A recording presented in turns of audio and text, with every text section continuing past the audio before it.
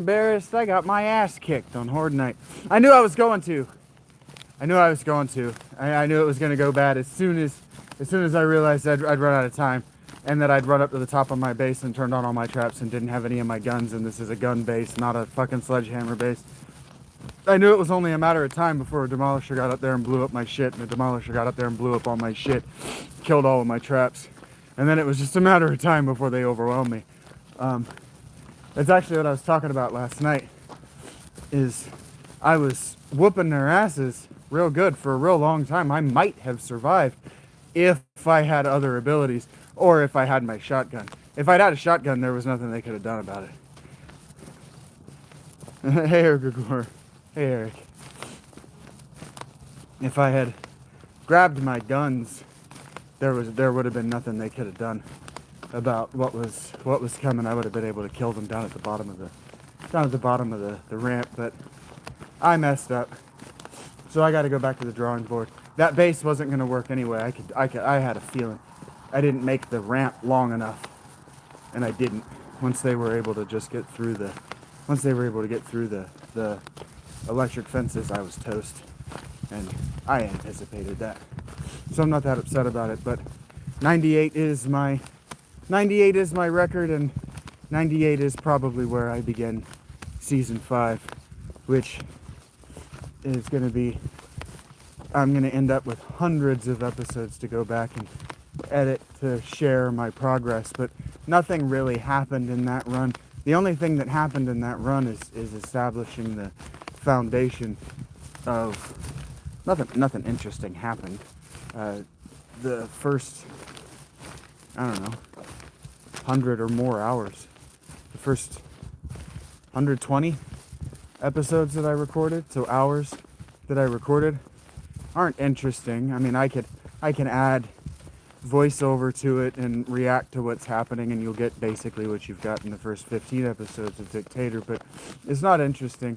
Nothing really happens. I fight a shitload of zombies, but really all I do is set the foundation for my opinion that it's kind of boring. You just had a breakthrough on the time charge? Yeah, I didn't use any bombs. That last base that I made would have been perfect for bombs, because they just all congregated down at the bottom. But c'est la vie. It is what it is. I'll either figure it out, or I'll play a different game for a while until I can play with other people, because that's a game where the replayability is going to have limited utility. I think it's going to have limited single player replayability if I'm not trying to do challenges, and challenges come from a community of people who are watching you play, and I can't play live, so not without inconvenience, not without setting up the camera like I did, and it's inconvenient.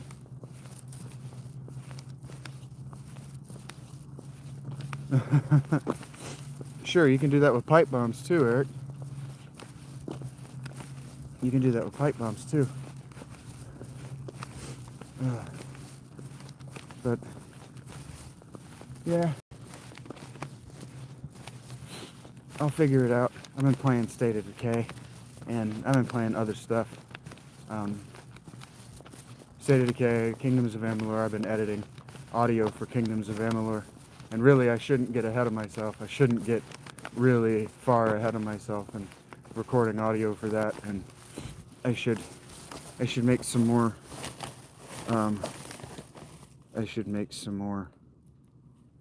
My laughs at everything. I should make some more Schedule 1 videos. I'm not bored. I just haven't been playing it for my own reasons. I haven't been able to put myself into a place where I'm feeling the spirit of experimentation.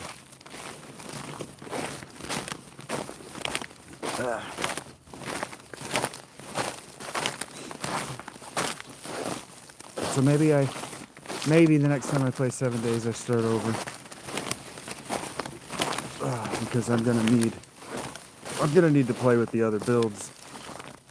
because building sledgehammer bases over and over and over again, it does get boring after a while. It's repetitive. It's the same thing every single time, the same base every single time. So I need to start over and take a different build. I'm going to try to build intellect because it's fun, but it's also going to have me doing a lot of quests. So I got to figure that out. I got to figure out how to get a lot of kills. I got to figure out how to get a lot of kills without using a sledgehammer. Ah, made it home.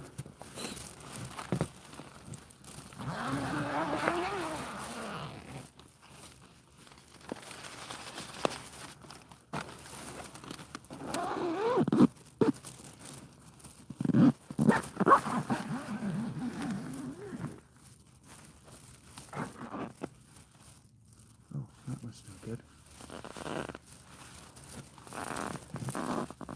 That's actually really bad. Oh, why did that happen?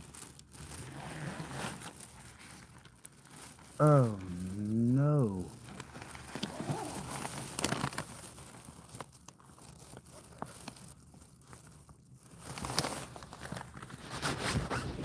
That's really bad.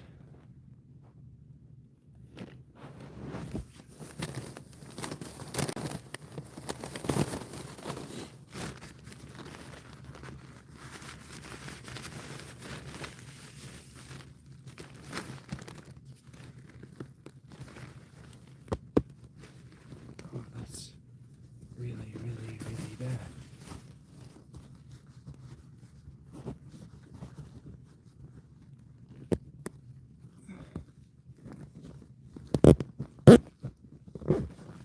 Oh, this is bad.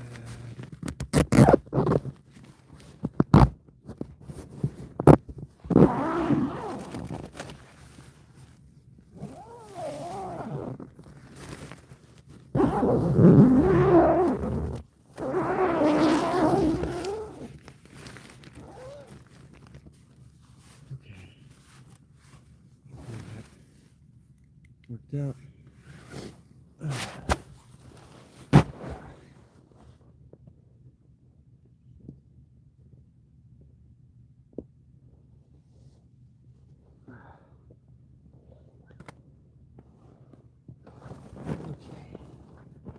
Getting out of a tent is inconvenient. This is just one of the times where it gets to be inconvenient. Da-da, da-da, da-da, da-da.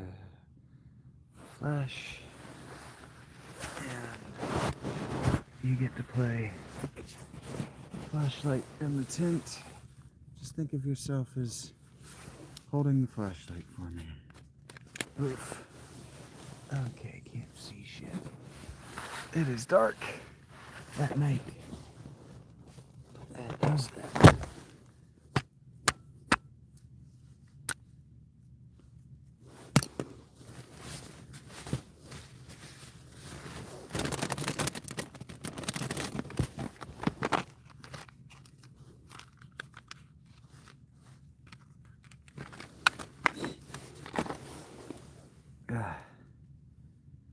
Yeah.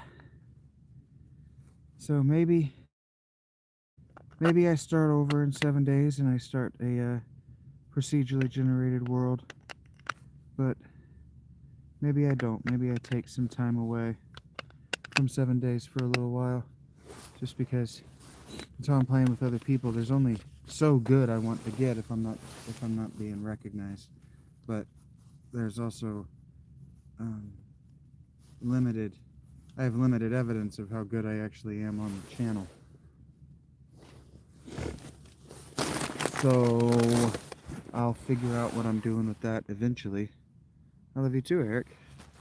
You're scared what happened? What do you mean you're scared what happened?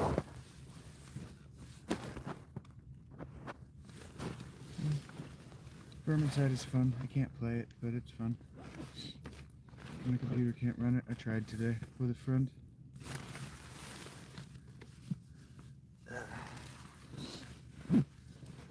That's the other thing, because I don't have a great computer. I don't have a current gen processor.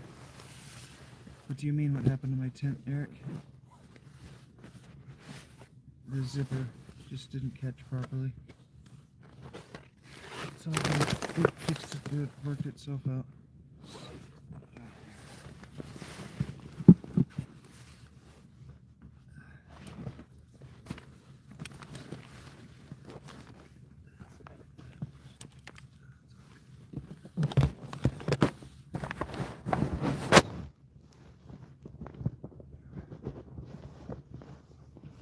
The Zimper just didn't act proper. It's all good.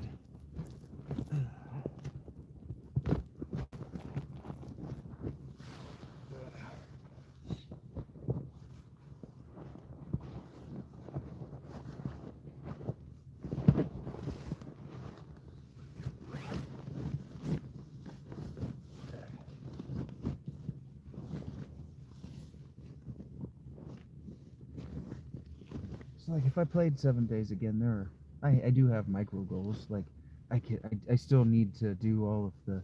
I didn't unlock the Wasteland Trader,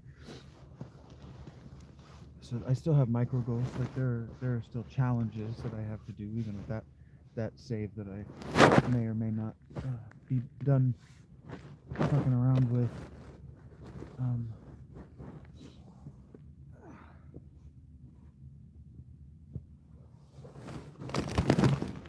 There are things that I could do better. There's a lot about the game right now that's trivial for me, so I'm not using it. And shotgun turrets aren't as good as the SMG turrets. Their range is significantly lesser. And I accidentally made the wrong robotic turret ammo. And my setup, because it died I blew up so early, didn't get to use, I never actually got to use robotic turrets. So I think what I'm gonna do is I'm gonna make a different build. I'm gonna make an int build where I get to really focus on using robotic turrets as the biggest part of my build. It's really how I want to play the game. I really do prefer to just sit back and watch the blade traps do their thing. It's really fun. But the setup is gonna because it works so well. I could do it the same way every single time, and have no reason to change it up. So if I'm going to be changing it up from a setup that I know for a fact works to one that I don't know works, I'm running the risk of dying a lot while I figure it out, because I kind of died a lot while I figured it out to begin with. Only makes sense. And so that doesn't make for good watching. I can't imagine it would. So just go back to work. Go back to the drawing board. There we go. My zipper just caught. The door to my tent wasn't closing properly. Now it is. Now it's fine.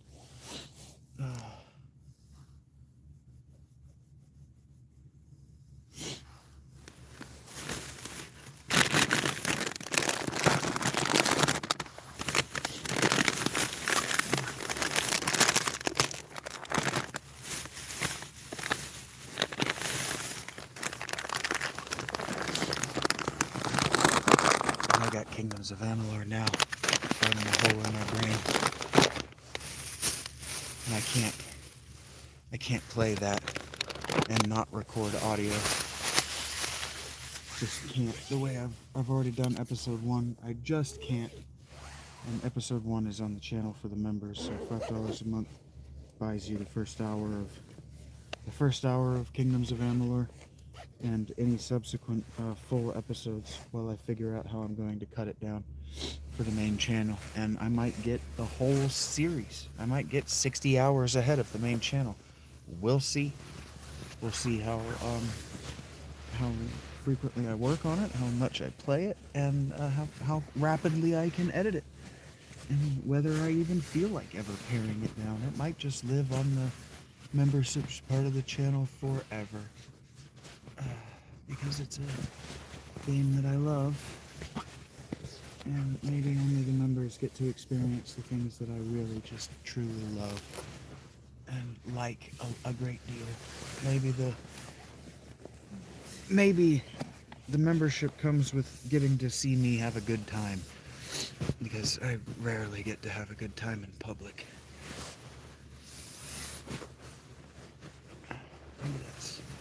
Maybe that's what it buys you. Is the knowledge that you get to watch me enjoying myself. Everything else may or may not be a product of me enjoying myself. Why is this sitting the way it is?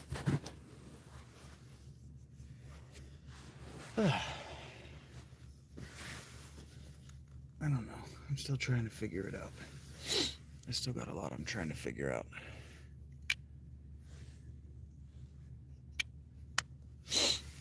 I'm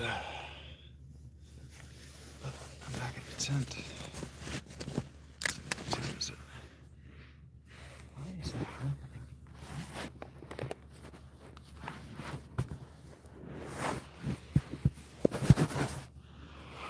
It's so weird.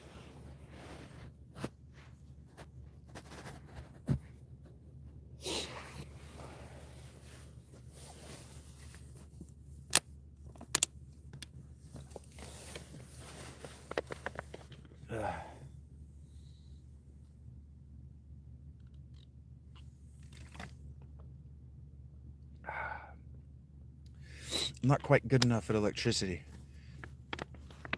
I took the time necessary, but I kept getting hit with storms. And so that tells me that I might need to readjust to doing my non-standard, the non-forest spaces all in bunkers, out of the elements, so that the storms can't just kill me.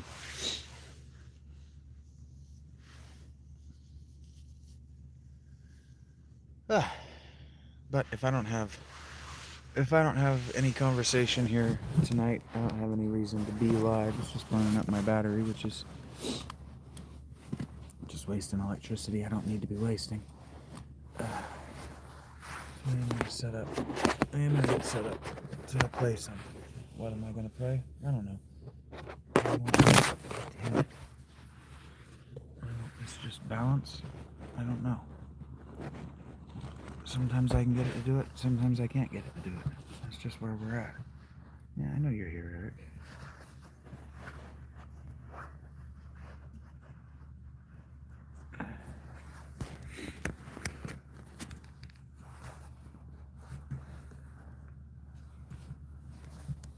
But if I don't have any monetizable conversation happening, I'll just do something that isn't monetizable, so I don't have to worry about not making money while I do it. So it's not there in my head. I'm not even thinking about it.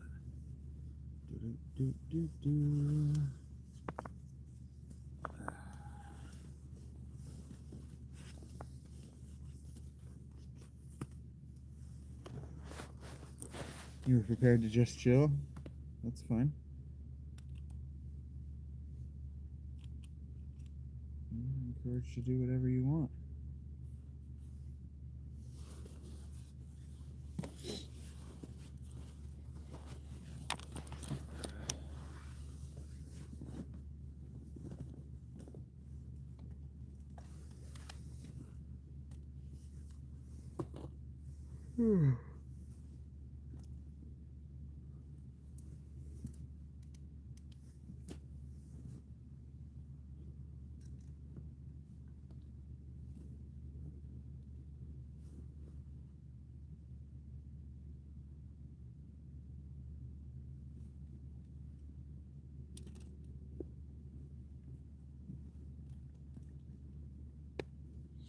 Doing all right, Dan. How are you?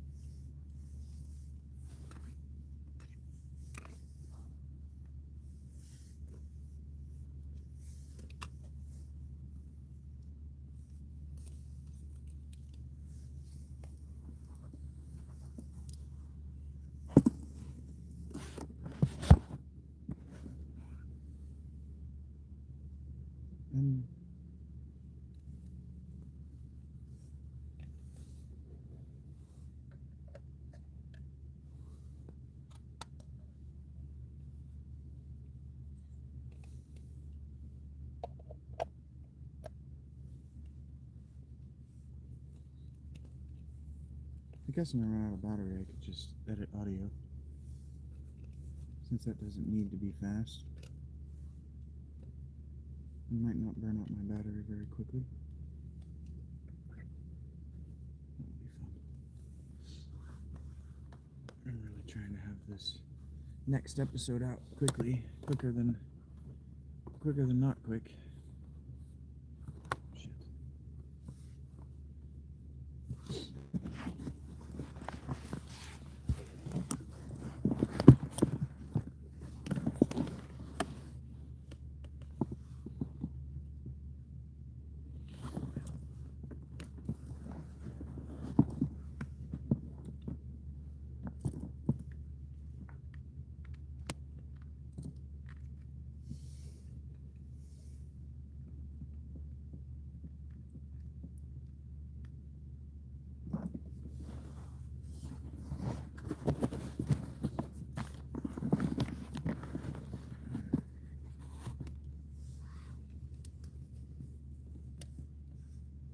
All right. There's that.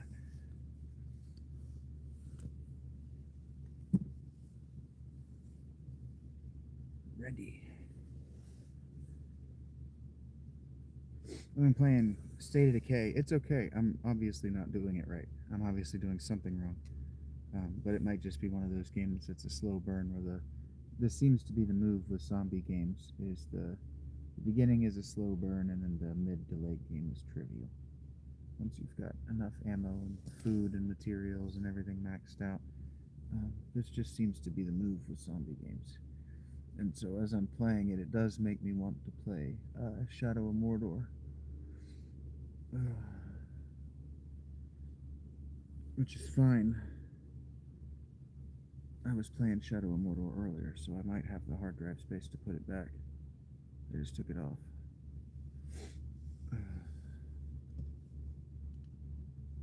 Because it's another game that I just can't imagine it's fun to watch me struggle through the beginning of the game.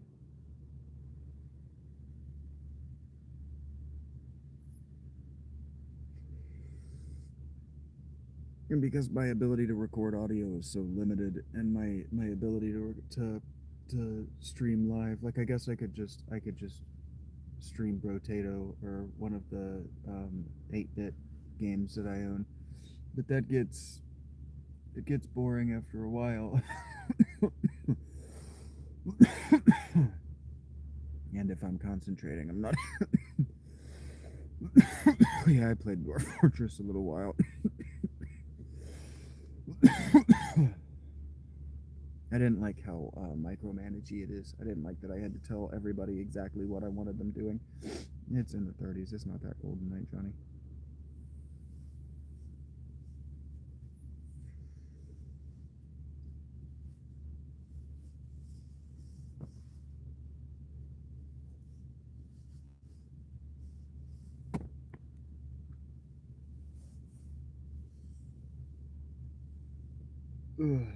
That's another one where basically I'd have to play for 100 hours and then fast forward through what I would recorded to show you what I'd made.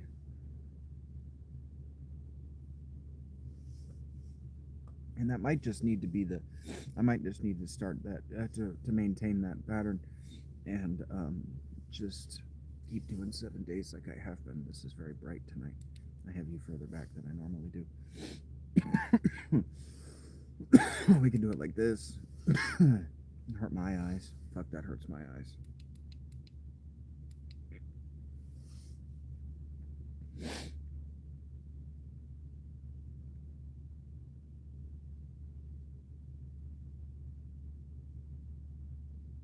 There's nothing actually suggesting that you actually do a horde base in all 5 of the biomes. There's nothing actually encouraging you to do that. There's nothing even encouraging you to make shelters or homes in the 5 biomes.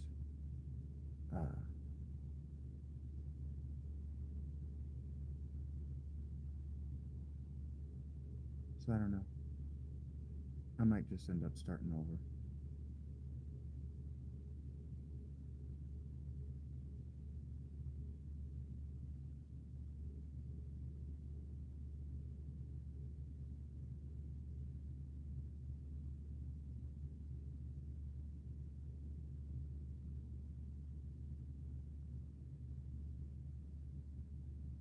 because my plan of having a central home base that everything stayed at started to become a liability. So maybe what makes sense is if I move home bases to move my home base around once I start to do the different biomes. So clearly I still want to play it. Clearly my wheels are turning, but big losses, especially big losses where I'm trying to show people how good I am, like, fuck, okay, well, go back to the drawing board because they're only going to be more powerful, and if they beat me that night with that plan, and I have to go back to, and I have to rebuild it, still have to rewire it, and it's all those resources, and you don't like it, it's ugly, I don't like being in it, I don't like looking at what I've made. The answer is just to start over on a higher difficulty and a different build so that I don't feel like I've trivialized the game. But it is going to be very difficult not to go, okay, I know what works. Well, you haven't said what your idea is yet, Eric. If I sit in silence, the other 3 people on the stream are just going to get silence.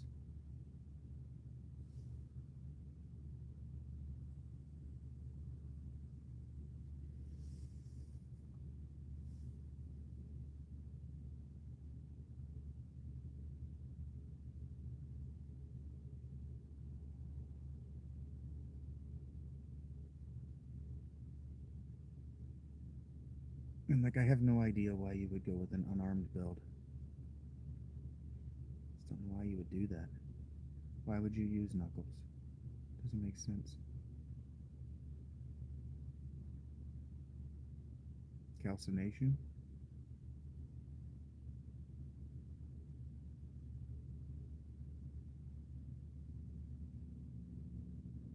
Yeah, I can't figure out how to visualize that, Eric. That's how everybody says to do it, and I can't figure out how to visualize that to actually execute it. I have an underground bunker. But I might make another just to see. I don't know, but then I'm back in a melee situation. You know, they'll dig. They're actually really fast diggers, surprisingly efficient diggers. Hello, Ford.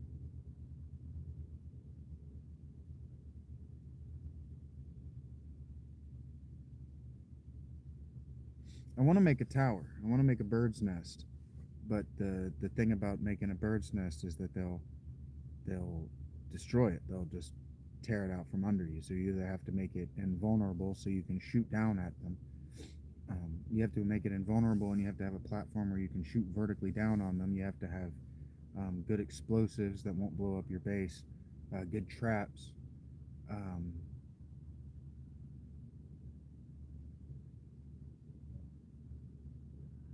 Or you have to have electric fences, and I didn't have enough electric fences.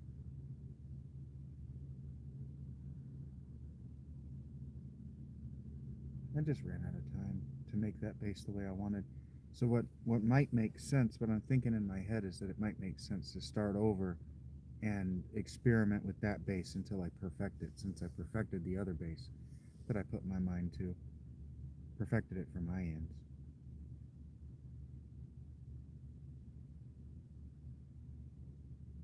Basically, the only way I could have made it better is to make it an even longer, more visually stimulating corridor of death for them to climb down. And then there's no guarantee that they walk down it. They might just, because what they started doing is attacking my corridor of death. The original one I built, they started attacking it at the joint closest to me. And then when I moved forward closer to the front of the hallway, they kept attacking that joint, and then they were behind me. And so that didn't work. And so I got to figure out, maybe what I do is, instead of making it with blocks, with like cobblestone or concrete blocks or steel blocks, you make it with steel.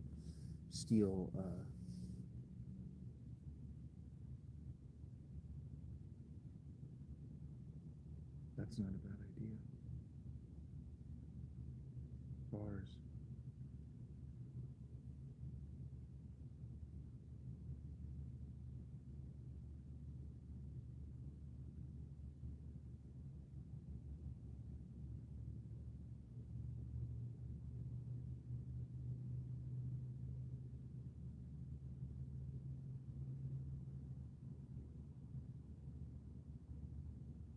That's a crazy idea. I might try it. I have a crazy idea. All right, I'm back in. I thought I was out, but you got me back in 7 days. I have a crazy idea. I have no idea whether it'll work or not.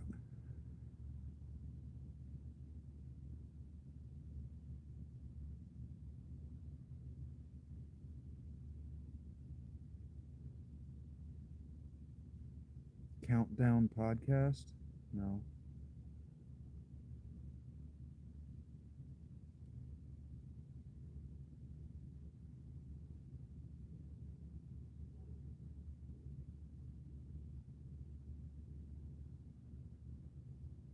You don't have to sell me the idea, you just gotta tell me the idea.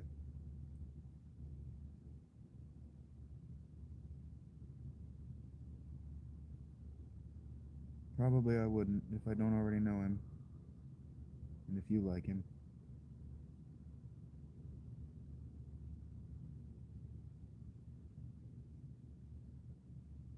Well, sure, Eric, but you gotta give the idea before I can know that you've done the same risk evaluation that I would.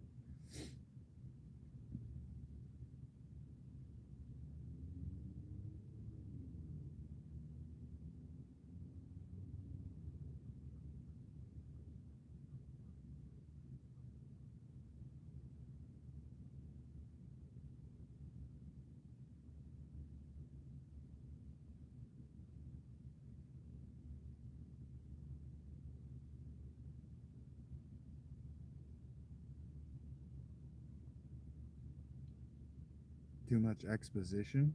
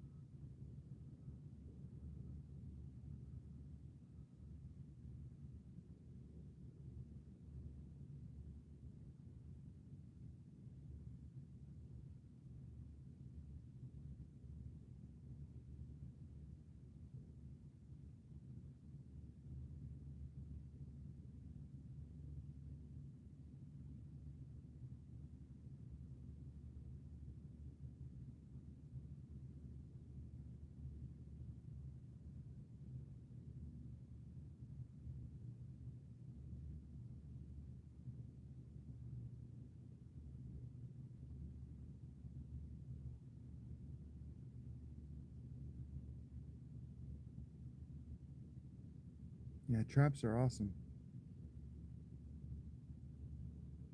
I don't watch UFC.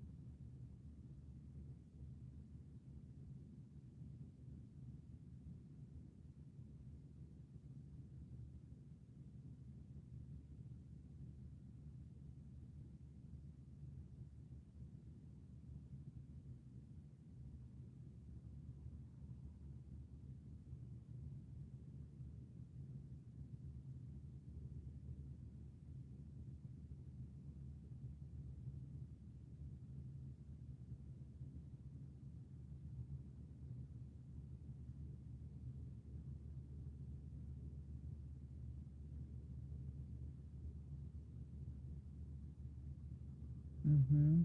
That's what the traps are for, Eric.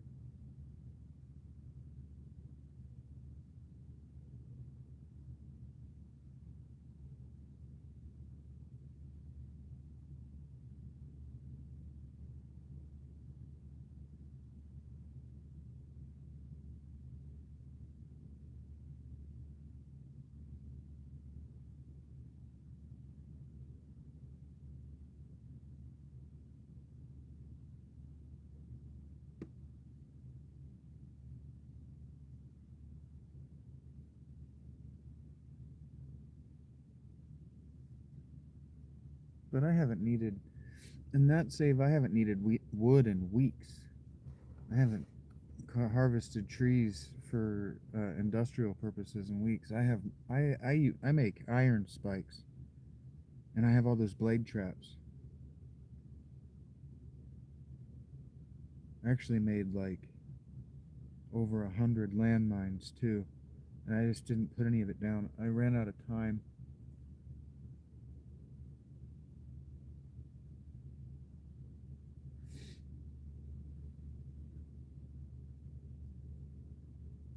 Mm-hmm.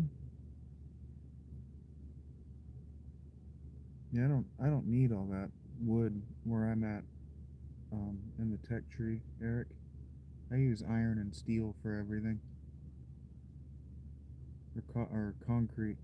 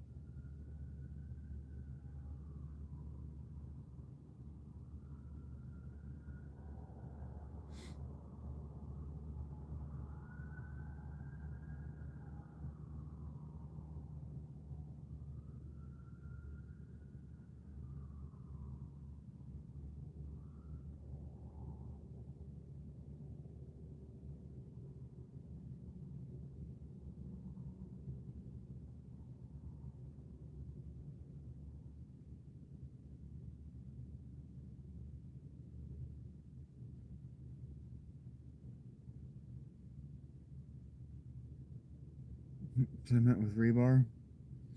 Yeah, if you put bars on the outside of the blocks, if you put iron or steel bars on the outside of the blocks, they have to destroy those to get past them.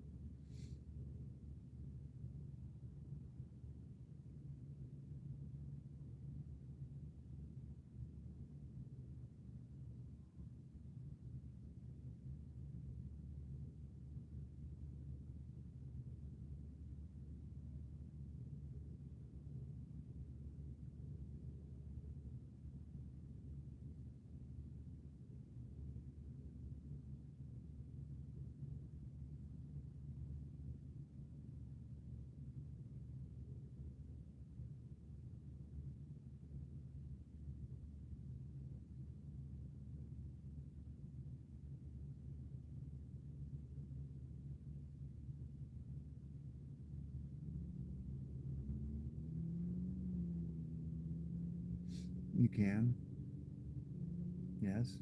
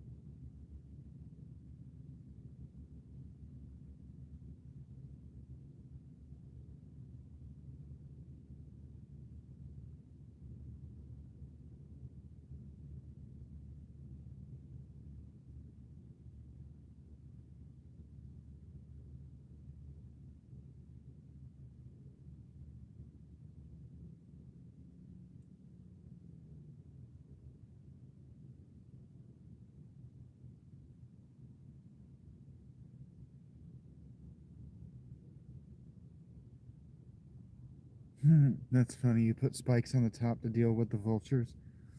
That's funny.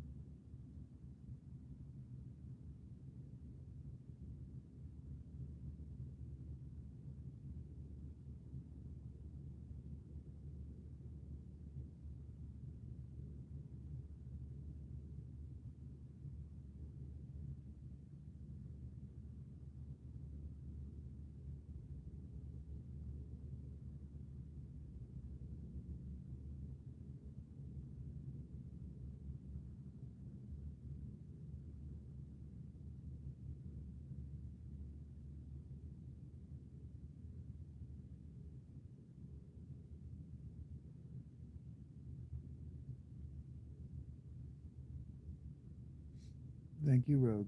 I appreciate that.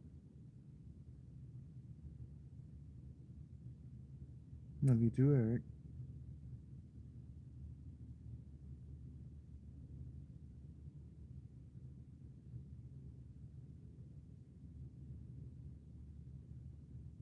Thank you, Rogue. Thank you, Eric.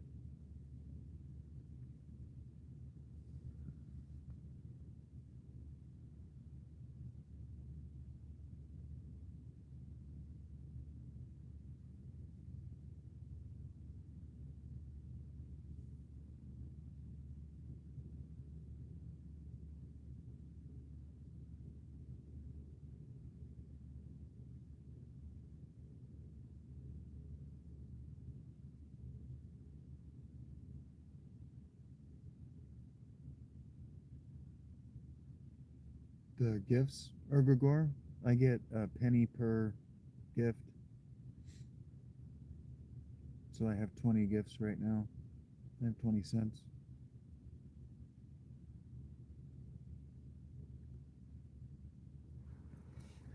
They add up quickly when a lot of people are doing it.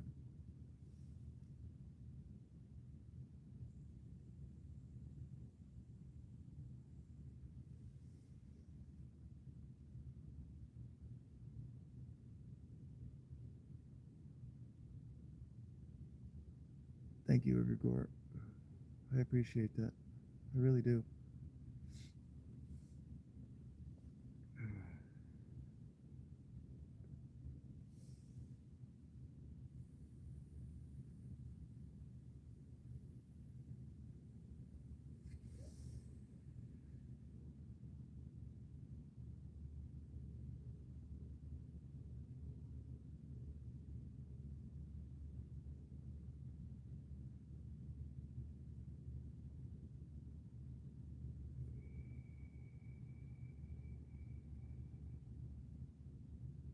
Hello, Anthony. I wonder if I wouldn't find shooting up at them easier than shooting down. And the problem with shooting up at them is if I throw bombs, they're going to come rolling back down to me. Unless they're impact grenades.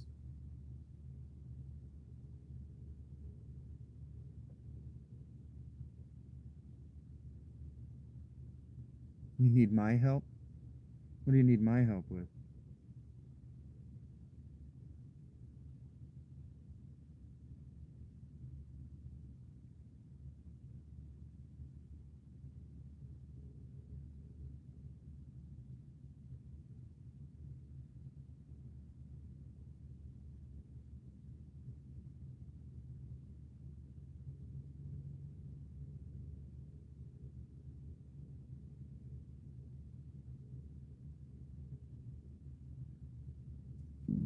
Like if I want to use a long rifle, and I do, I have to be prepared for the tier 1 to only have one round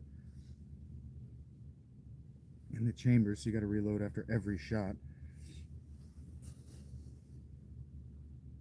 The battery bank is just another kind of electricity. It's just another source of electricity.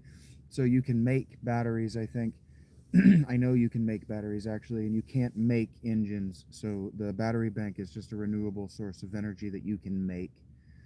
Where you can't make engines for the generator banks. You just put batteries in it, and now you've got electricity. And I think you can charge batteries with the solar bank. I have a solar bank, and it's got 2 solar cells in it, and I couldn't figure out how to make it make electricity. You can ask Anthony.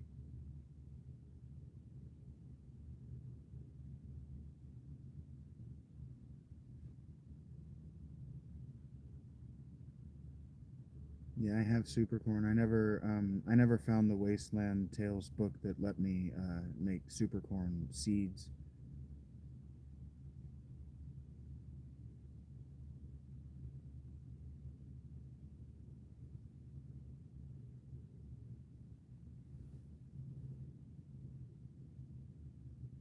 Yeah, they're very expensive. I'm assuming they're expensive to make as well. I found mine in a supply chest. I don't have any interest. I'm assuming it's a high cost craft that I haven't even looked at the materials.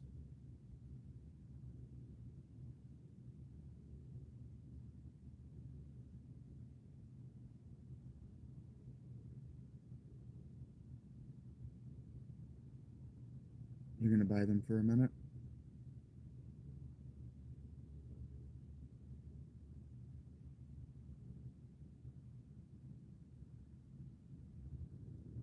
Yeah, you can use the battery banks,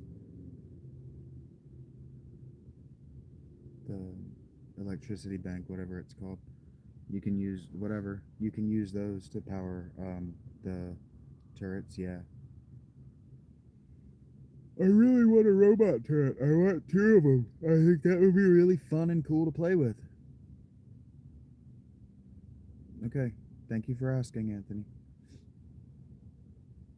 You can put turrets anywhere. I have like 20 of them. Actually, I think I've got a lot more than that. I've got like 30 of them. Hello, Elise. You have 1 turret? I was buying them up every time I saw them. I have 50,000 tokens I can't spend on anything. Well, not can't. I just don't need.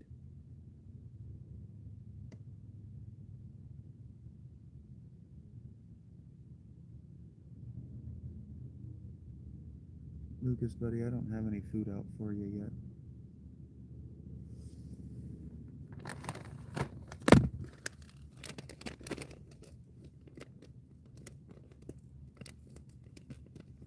Well, you can use the battery bank or the solar banks. The generator bank is just one way to get electricity.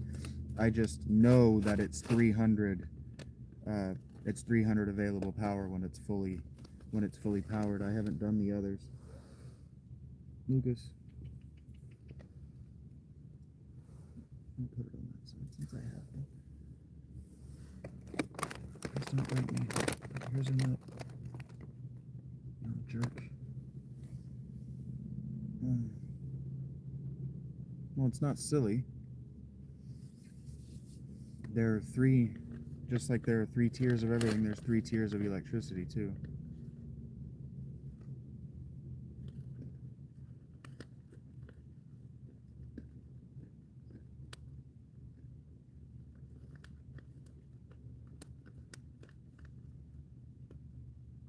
I don't know. I just told you I don't have a battery bank. I just use generators because I've got like 7 of them.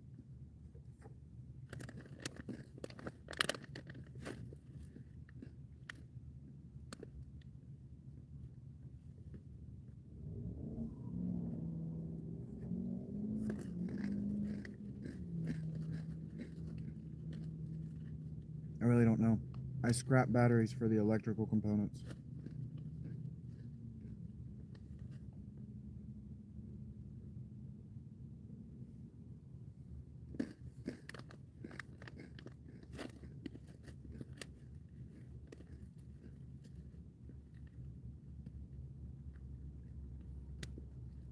Yeah, I get so many of them, I don't even bother with batteries.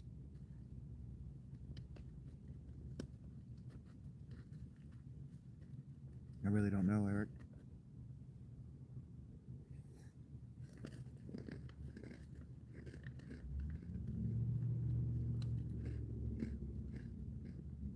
I know I can make level 6 batteries. That's what I know.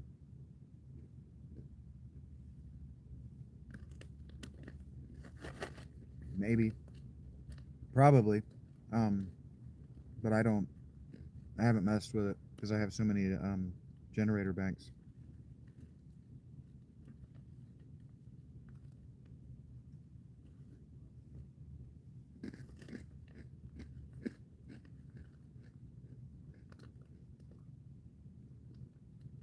I wouldn't say that I'm a survivalist, no.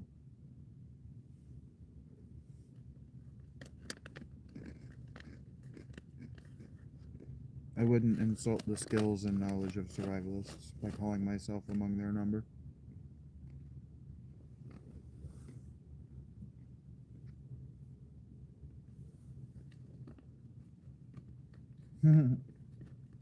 Yeah, I can make everything, Eric. There's nothing left for me to unlock as far as craftables.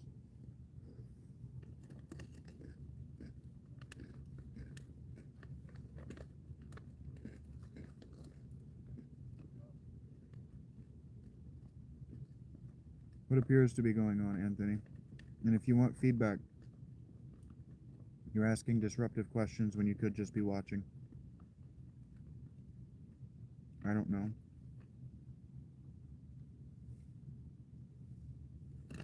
I don't know what you need to build it. I didn't look at the materials. I don't need them.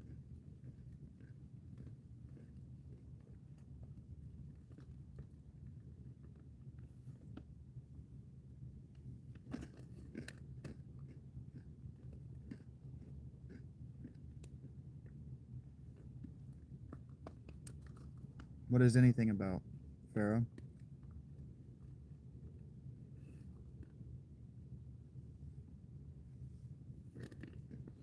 Yeah, I've got like 20 motion cameras too. They're for building the turrets.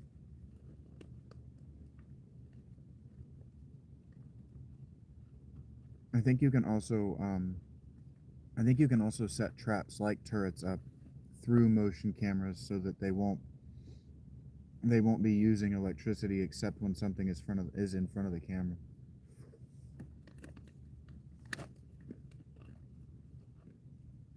Okay?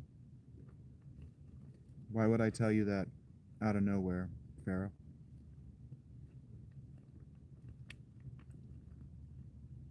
Why would I volunteer that information?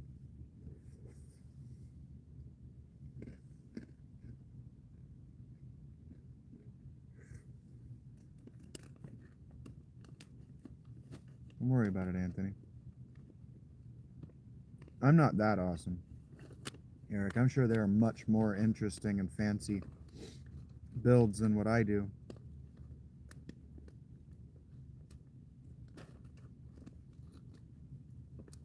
And what do you assume I'm investigating? Hello, Ebony. You want to send me a gift? Then send me a gift. Why do you guys feel like you need to tell me when you want to ask me a question or make a suggestion? Let's do it.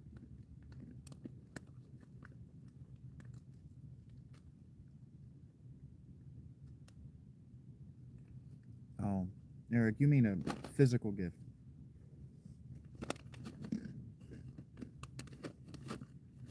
You don't need to send me anything, buddy.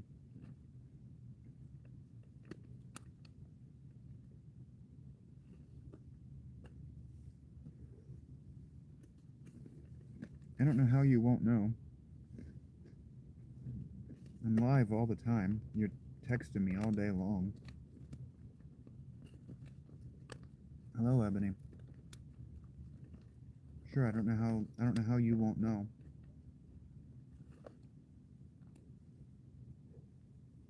I don't know how you don't think that you have confirmationable things. I guess they might be good. Are you eating chips, Farrah?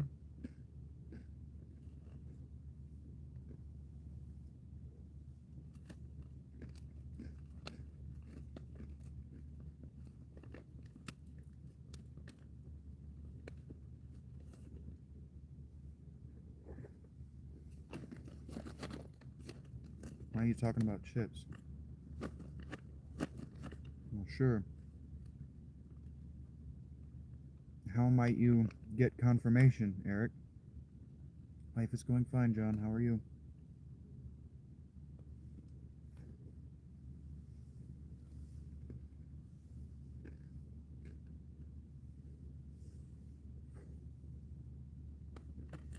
Who do you think is going to get in the middle or scam you?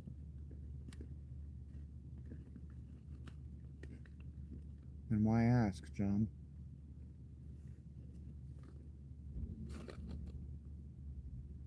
A blend of nuts and pretzels. Yeah, I would probably confirm like I always do with everyone, Eric. Hey, thank you for that.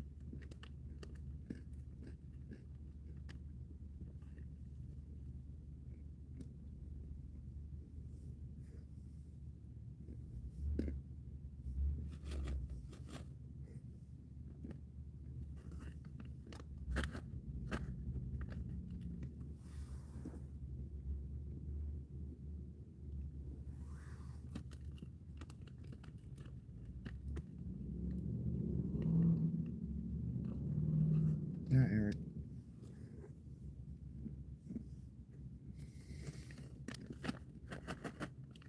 I'm sure other people would say it's cold, John. It's not bad.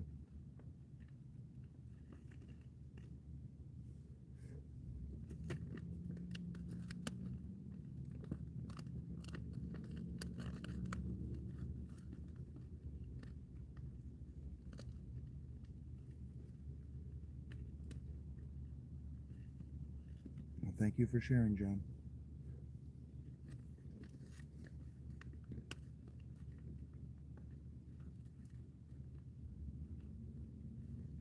It's whatever.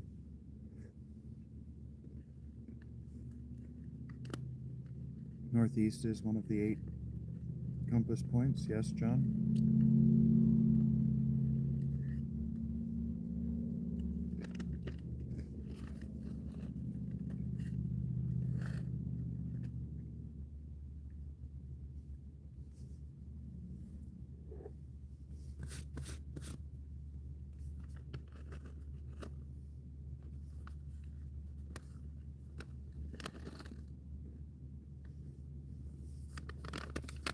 Okay, Farrah.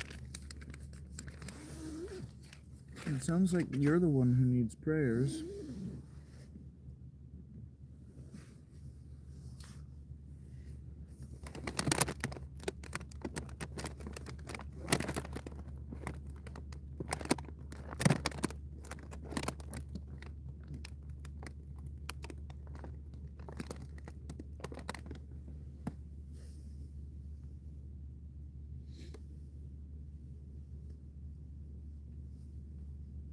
Heard that, John. I don't know why you're sorry, Jay. Thank you, John. It is cold out. You guys are very far away, but I can make the effort to give you that heart. Thank you, buddy. I appreciate that.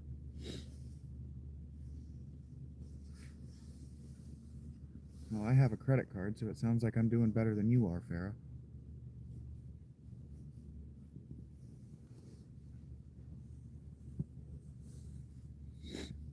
It sounds like I've got my fiduciary ducks in a straighter row or a neater row than you do, Farrah. So it sounds like you're the one who needs prayers. It sounds like you're the one who needs T's and P's and adult supervision, charity, and such like. Thank you, John.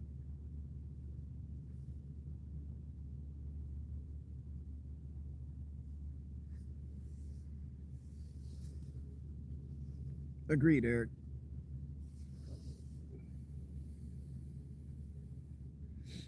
Well, what does better look like to you, Hector? We could all use a prayer. That's right, Tony.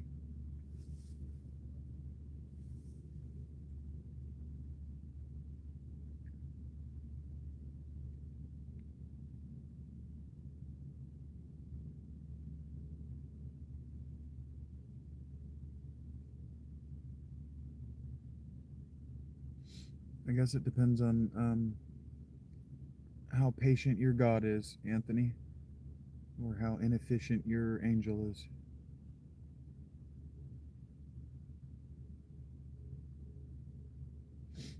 If you believe in a determinist God, your prayers don't really have any effect besides allowing you to pass the time.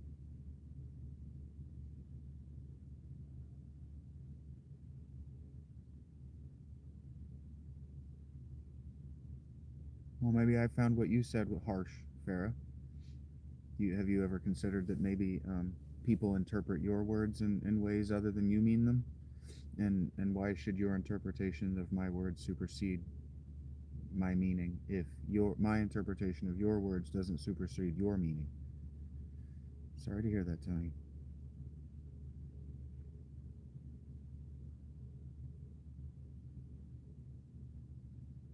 I don't know how that what you mean looking, or Gregor. Are you asking me if I have a preference as to how I look at, how I interpret the way I make my money? No. I didn't say anything was wrong with prayer, Farah. I said that you offered me prayers, and I said that it sounds to me like you're the one who needs them.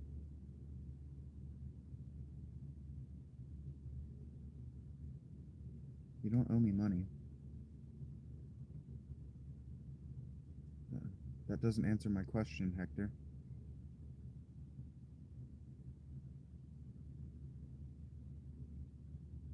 I've never bought a Pokemon game, so neither of those are relevant to me, Tyler. You make me embarrassed to enjoy System of a Down. I don't know what IP2 is, no.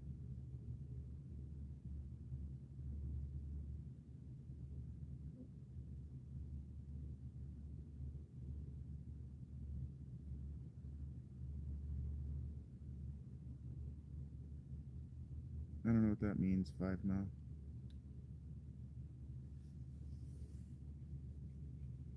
Feeling better than what?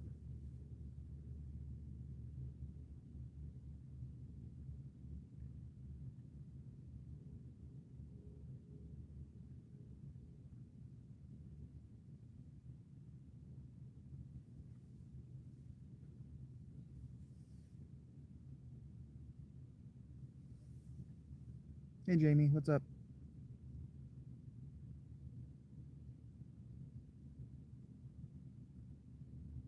I'm just being genuine and disregarded what you said, Farah. No, I would not consider myself a spiritualist. Spiritualism is a particular religion.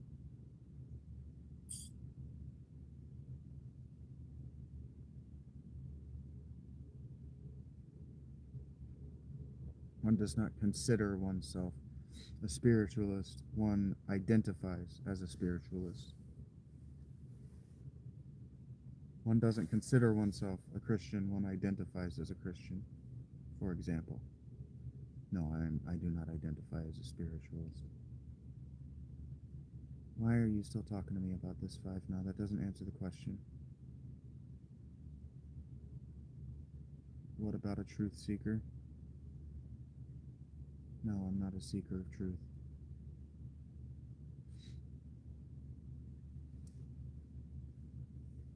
I was a seeker in my 20s.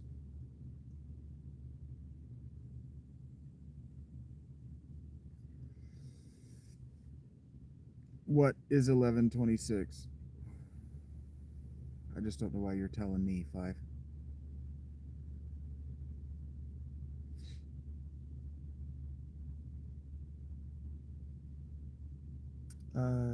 Jamie, I don't think you should deny it. No, you should never deny software updates. But if your iPhone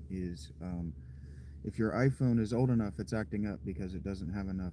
It just doesn't have enough RAM. It just doesn't have enough processing power to run the current operating system and everything you're doing on it.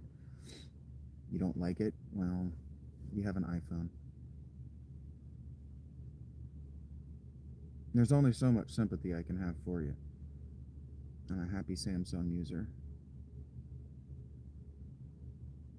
And they were nuts and pretzels, and they were fine.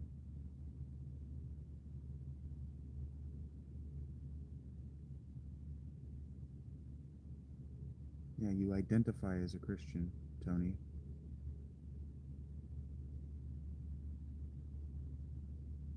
I just don't know why you think I'm a therapist or a self-help hotline. I'm not here to have a conversation with you about your life for free. Is your iPhone more than, I don't know, 3 generations old, Jamie? Because if it's more than 3 generations old, it's obsolete, and it's going to start to just behave like an obsolete piece of computing equipment. Fine, Anthony. Thank you for asking.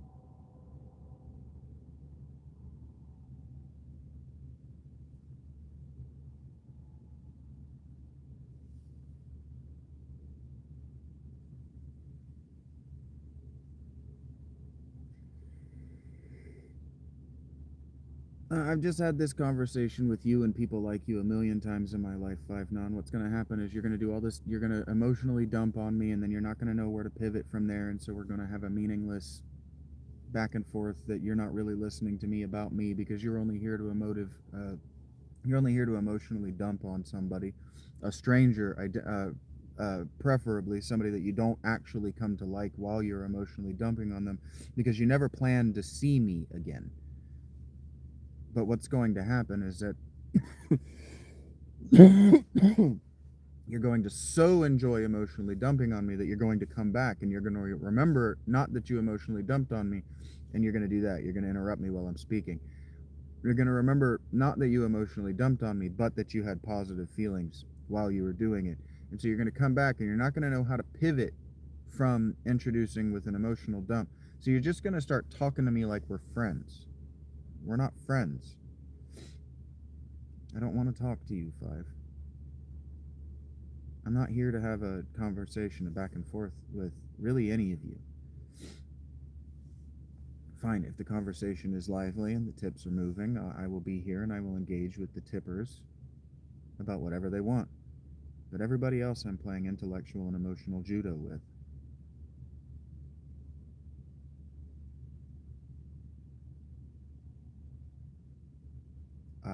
I don't know what the current generation is, Jamie. Is that 2016? Because that's 9 years. That's more than 9 generations. Or more than 3 generations, I'm sorry.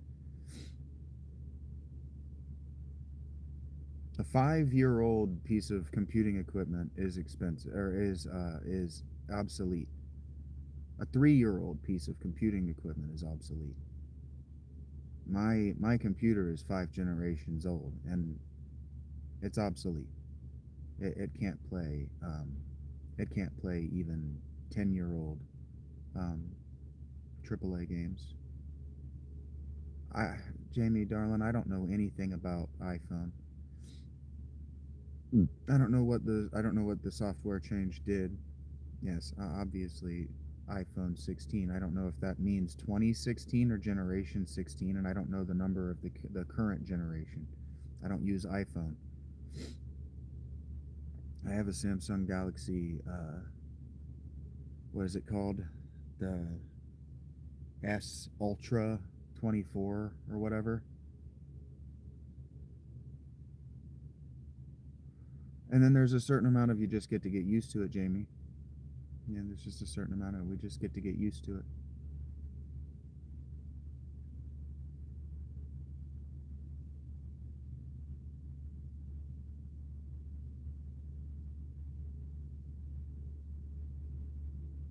And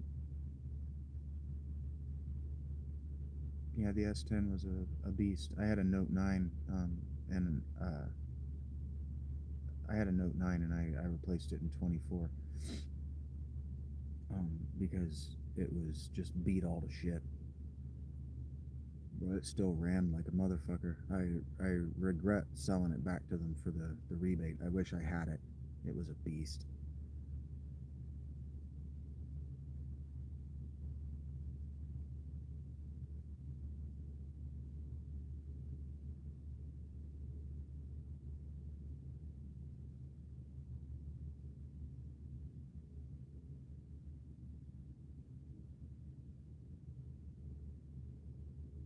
Yep. Literally, Five Knot, because you weren't listening to me, you didn't hear me tell you that I want you to not do that. I want specifically you to not sub, to not come back, to not think we're friends, to not like my work. I want you specifically to go away.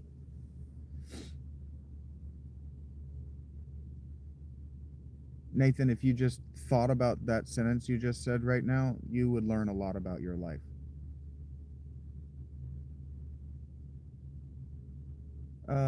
I wouldn't opt out of software updates, Jamie, ever.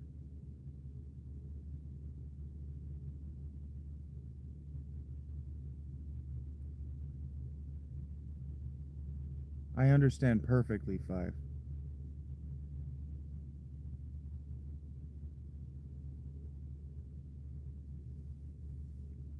I have made $5.35 at this tonight. I understand perfectly what I'm doing.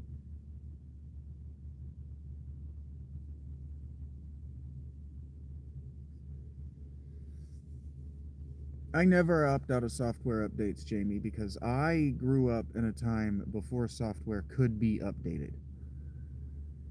So I never opt out. I'm always excited to be a part of the present, which is part of the future from the past's perspective. And so, yeah, sure, the fiduciary grind of having to replace our phones is a bummer. But I remember a time before computing power was in our pockets. I remember a time when the computing power that was in our pockets was limited. And so I get excited to have modern tech because it means that I have the most powerful thing capable, the cutting edge of human ability. Fuck technology. Technology, really, it just means the study of technique.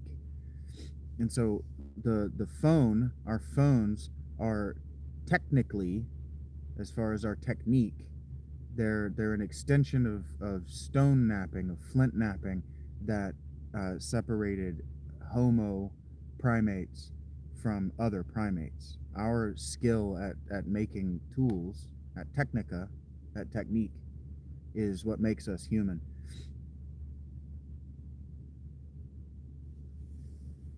All right, I gave you the opportunity, Five, but you have no dignity.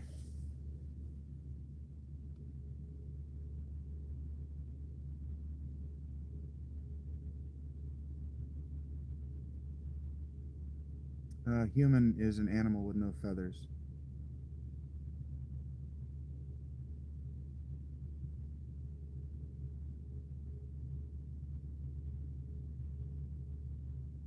Why do I need anything, Farah?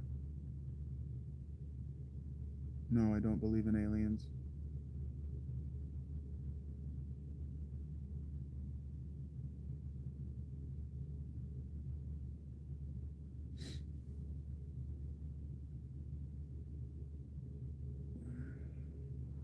For reasons I say literally every single day, and I just don't feel like repeating them, Three Sky. I don't think the ginger man is conscious. Gingerbread man is conscious.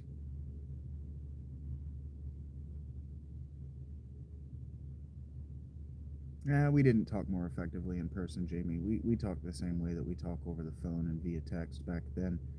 We were just happier with it because we were less sophisticated, because we didn't know what effective conversation was supposed to be, because we didn't have social media via our phones telling us that we should be communicating at a much more effective rate than what we do. What we had was broad and general ignorance, and if you've ever heard the idiom, ignorance is bliss.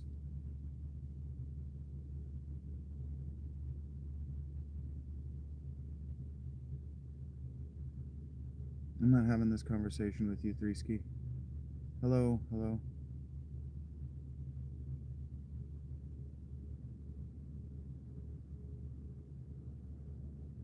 I've been observing conversation a long time, Jamie.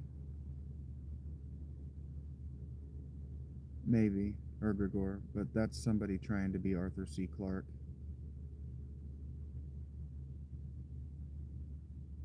I have it every night. I'm not interested, Threeski. It doesn't get me subs. It doesn't make me money. The people that want to talk about this don't have money.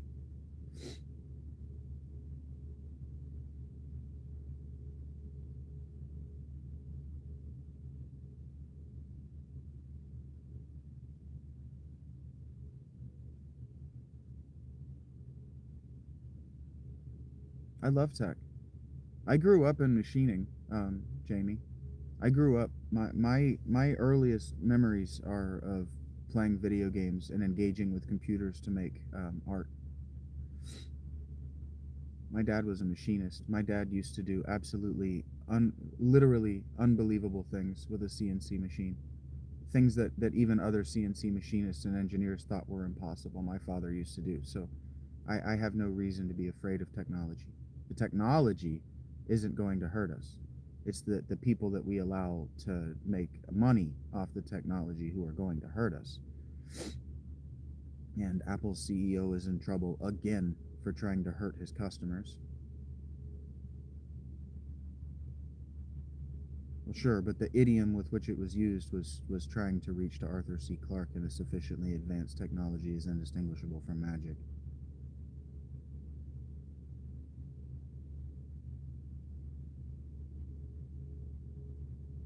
I don't know what that means, Anthony.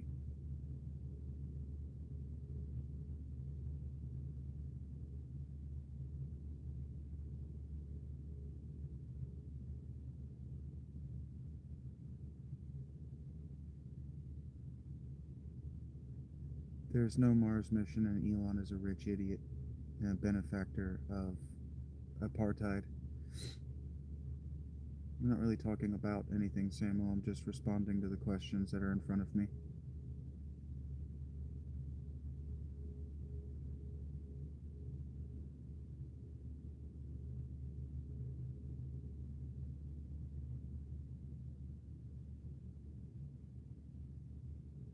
Accelerationist? I mean, Elon knows that we should have been mining outer space 20 years ago.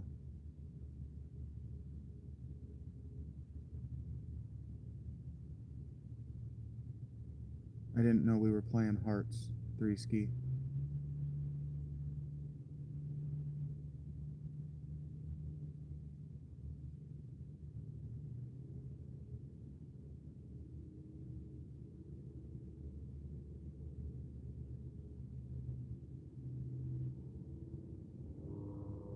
For sure, Jamie. That's why I take the position that I take, and I take it so firmly, because I could take a relativist position where sure tech could hurt us, but when has technology ever actually hurt us? It's never actually hurt us, not as a species. Technology has been used to hurt individuals and masses of individuals over and over and over and over again. But when have the Luddites ever been proved right in history? They've never been proved right, never once.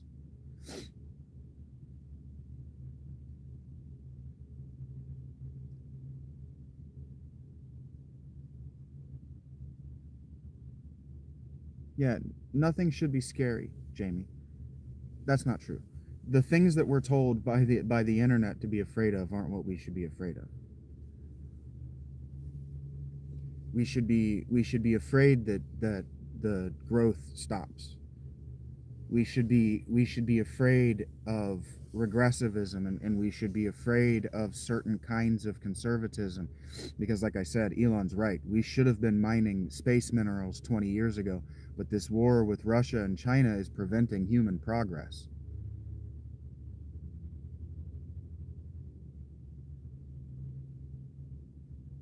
Yeah, a lot of people are afraid of it, Jamie, because technology became ubiquitous by telling people that they needed to buy it so they could be informed of what to be afraid of.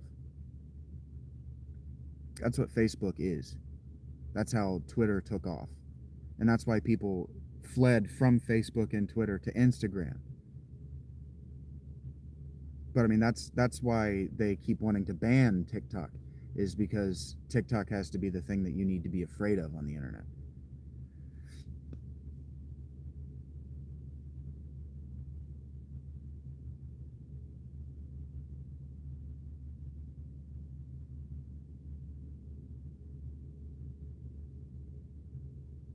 Well, there's water, but more importantly, in asteroids, there are rare extra Earth isotopes that can be used for extraplanetary fuels. If we were to make a base on the moon, which we have the ability to do, and use it as a fueling station, we could and a refinery, we could refine extra Earth isotopes, or whatever they're called, into fuels that we could then use to colonize the entire galaxy.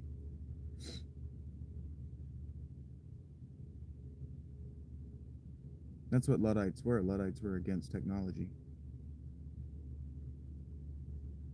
That's what the move was. Luddites were against the Industrial Revolution. They were against industrial technology and the technologification of our species in the 19th century.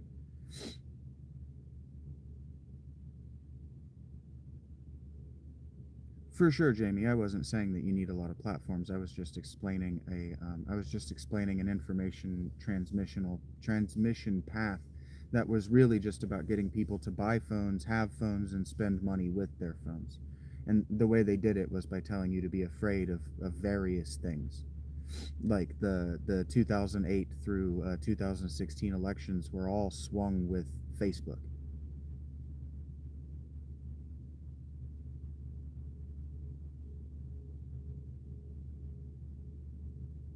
We haven't been back to the moon again because Congress won't fund space exploration or space technologies. Because if Congress funds space technologies, it's open agreement, or it's open admission to Russia that we're back in the Cold War and we're back to a technological arms race with Russia. So America, since the United States, since the close of the Cold War in the late 90s, have been regressive technologically. The only technologies that have been allowed to really advance are surveillance technologies, and your telephone is one of them.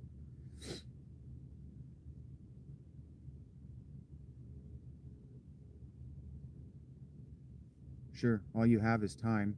When you're talking about the future, five, that's all the future is time.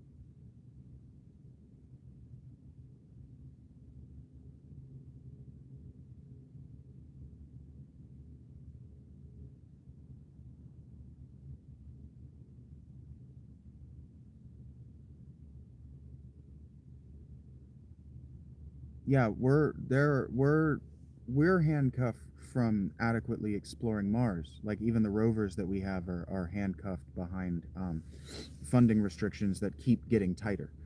Congress won't fund NASA because Russia understands NASA to be a wing of the United States Air Force, because it used to be.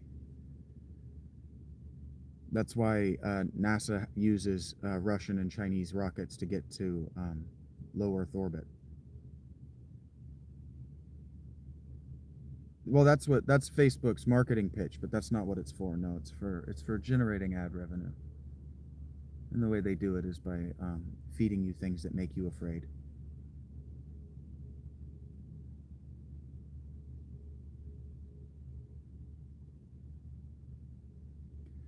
I explained this the other night.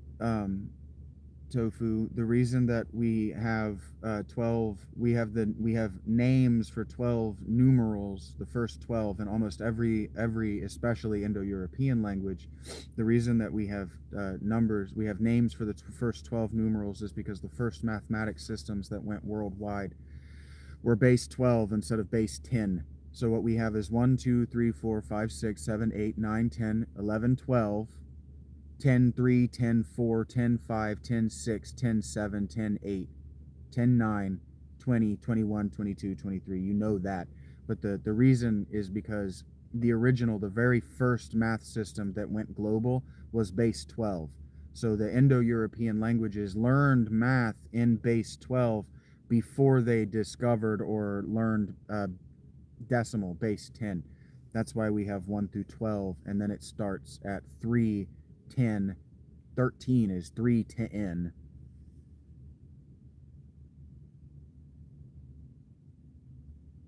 Nobody wants to talk about it because we're also told that there's no ethical consumption in capitalism. And so if there's no ethical consumption in capitalism, then there's no ethics to consumerism. And so if we think about how everything that we're doing is a consumer product, then we have to be self-aware of the fact that we are not being ethical beings.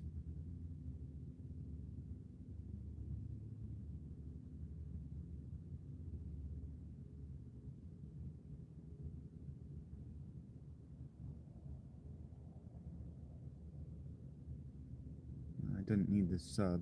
You just asked me a question that I've answered recently and know how to answer quickly because I answered it quickly recently. It's on the front of my mind because it's a question people have. It's a question people. It's really funny because I was watching a Japanese, or she was either Japanese or Chinese, and she was explaining that learning English is bullshit because the numbers are dumb. They don't just go 1 through 9 and then 10 1, 10 2, 10 3, but then they do it at 20. She's like, that's so dumb. Why is that? And the answer is because the original the original math system, the original number system was base 12. So ours is base 10. So you have 9 numerals and a 0, right? And that and the all of the digits, as we call them, right? Hundreds, tens, ones, they're a placeholder.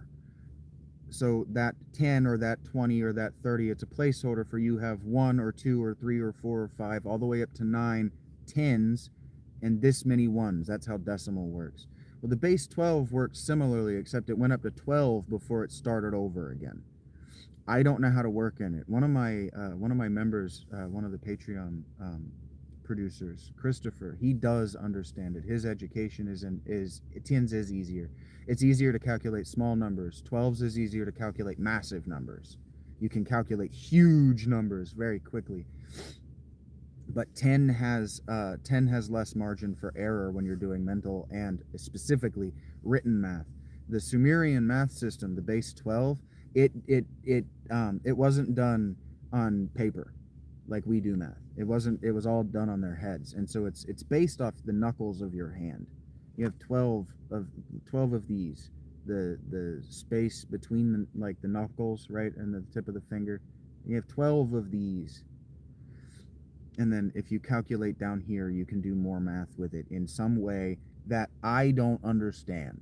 I'm just going to be honest with you. I don't understand it. I've tried to understand it. I know that it works. I don't know how it works. Because it's a completely different language. You have to think in a completely different way. And that's why we do decimal, because it's easier to teach and it's easier to compute in, and there's less margin for error because it's easier to write down. I was reading a book. It's called Weavers, Scribes, and Kings. And in it, she's telling a story about a scribe who is evidently pretty famous among Sumeriologists because he was prolific and he left his name so they know who he is and they can recognize his handwriting and this and that. And they've come to love him, but he was really bad at math. So he made a lot of errors. He made a lot of errors in his calculations, and his entire job was to do calculations and write down the correct answers. And he wrote down a lot of incorrect answers. So that's funny to me. And this is why ancient civilizations developed things like coins. Because the coins were a physical thing, and you couldn't get the calculation wrong.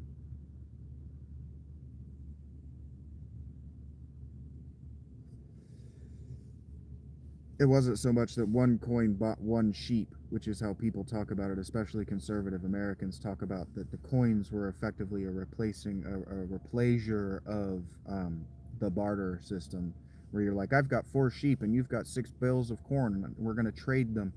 That's not what coins actually did, because that wasn't actually how trade worked. That's a fiction that was just totally made up. That isn't how trade actually worked. Trade worked as gifts. So if you needed 4 goats or whatever, they would be gifted to you for like Christmas, and then you would give a gift of those 6 bales of wheat. it was gift exchange between family members or neighbors. So like the whole cup of sugar thing, that is a myth now. That is just not a thing that happens in American neighborhoods anymore, but it used to be. Hey, can I just hit you up for a cup of sugar? Yeah, I got you, don't even worry about it, I'll need something from you next week. That doesn't happen anymore, but that's how the barter system worked. A coin was a valuable thing in its own right. The coin was valuable in its own right. It wasn't worth X number of chickens. The coin was a calculable value in its own right. And after the coins became a thing, actually after gold became a thing, they started stamping coins because not everybody worked in gold. And so the places that made gold minted it and stamped it to say where it came from, because the people that were taking the gold coinage out to buy things with it, they were coming home without gold. And they mostly, again, the trade in gold didn't begin at coins, it began at bullion, and it began at wrought things made out of gold. Coins were considered a thing made by the king in gold, and you weren't allowed to tamper with them. Because what you could do is, if somebody gave you a gold candlestick, is you could melt it down into something else. Coins aren't different. You can melt them down and you can turn them into candlesticks, and then you can say, hey, I made this candlestick.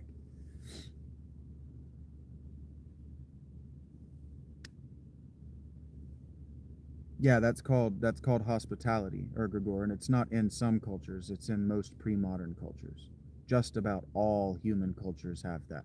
It's modern cultures and the postmodern humanist, liberal, neoliberal, extreme individualist worldview that starts at Thelema and spreads out into the rest of the American cultural milieu, and then the rest of the world, because America is the world's cultural milieu. Um, all of that rejects gift giving. That's why people bitch about tip culture. Tipping was a gift, because the people that you were originally tipping were slaves. They were house slaves and employees of the house. So servers they're considered freelance workers for the house, right? Front of house, for the front of the house, and they make their money by doing by giving good hospitality. And the way that works is, if the slave treats you particularly well, you give the slave a gift.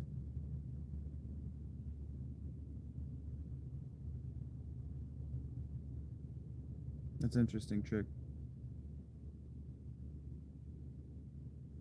The story of printed money in the Americas is complex, and basically the reason that we have a dollar is because if you had a printing press and you had a weight in gold, you could print dollars. You could print, not dollars, you could print money, because the way that okay, so if you've ever used a checkbook, money is a check. Paper money begins at checks of exchange, bills of exchange. And so paper money begins at the Knights Templar. And so what the Knights Templar would do is, they would take your money in France, they would give you a bill of exchange saying how much money you had in France, and then you would arrive in the Holy Land, and they would cash out that bill of exchange for legal tender in the Holy Land, in that amount. And what you could do with your bill of exchange is, you could not cash all of it out. You could say, I only want 1,500 of the 15,000 francs that I left in France. And so this is where banks, as we use them today. So paper money was a check that any bank or any person with an amount of physical gold could print out. And so what was happening leading up to the Civil War is that state economies and town and local economies kept crashing because of the banking system. And if you've watched Hamilton, you know more about that than I do. And so basically what happened is Lincoln started printing what they call greenbacks, because the greenbacks were backed by what's called the Federal Reserve. And the Federal Reserve is a group of too large to fail banks that back the federal government, that they exist to make and hold money in reserve so the federal government can have it to buy out competing armies. And so what they were doing, what they did is they used that to buy. Lincoln used the greenback to buy out all of the private banks and all of the private markets. And the reason they bought out all of the private marketplaces is because those marketplaces could print money, and then they could print more money than physical goods they had and go bankrupt. But the thing is, they weren't the only people that went bankrupt. If you remember 2008, anybody that invested in one of those banks that wasn't too big to fail also lost more than everything. They didn't just lose everything that they materially had, they also instantly went into debt, and greater debt than what they had, instantly, the second that bank went under. And this was happening over and over and over cyclically in American history until the Great Depression. So paper money didn't fix it, but paper money was instituted so the federal government could keep those markets and these banks more stable. And that's actually why in 1969 they went off the gold standard, because if someplace like China or Russia found a gold vein that nobody had ever had before, they could have the conquistadors, they could have Spain, that just flooded the market with gold that nobody ever had. And that encouraged colonialism and going into World Heritage sites and melting them down for their gold in the 1970s, 1969. It was encouraging that behavior still in the 1960s. So we went to the fiat. System. Well, our coin system is depleting because our coins cost more money than what they're valued at. It costs more money to print, for example, a penny than the 1 cent that it's valued at. So the reason that coins worked is because they were their value. And so a penny used to be valued, the materials to make a penny used to be valued at or less than a penny. Same for a nickel, a quarter, a dime, etc. But those metals now are rare enough that they cost more than what they're valued at.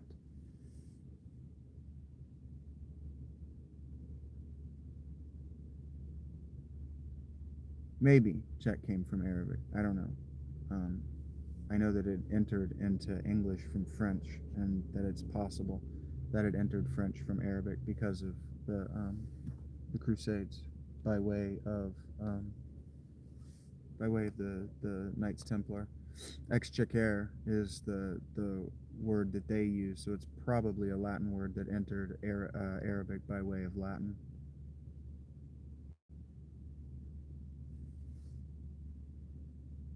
I don't know, Trick. I don't know. I think I tried to thank you, Cheesy, if I didn't say anything. If I didn't, I don't actually know. I don't actually know history starting at about the Renaissance very well. But before that, I'm pretty pretty fluent.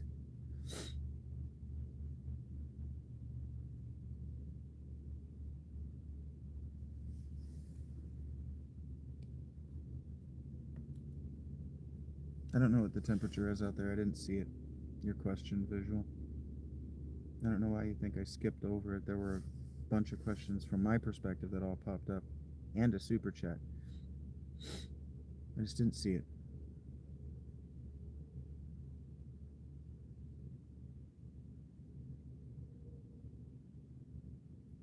But that isn't how the Federal Reserve works, Trick.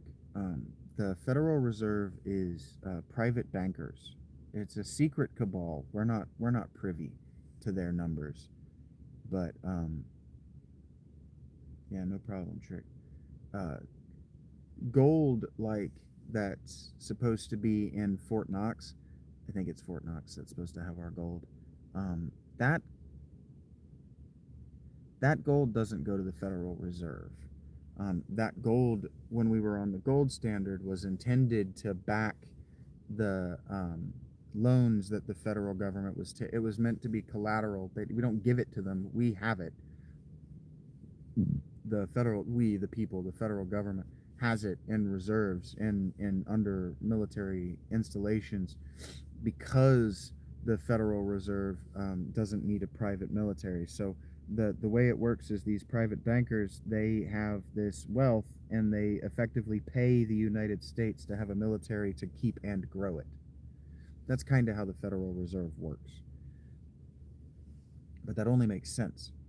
Um, it sounds bad, but it only makes sense from the context of if you want a world banking system that makes sense, you also need a world government to back it with their military.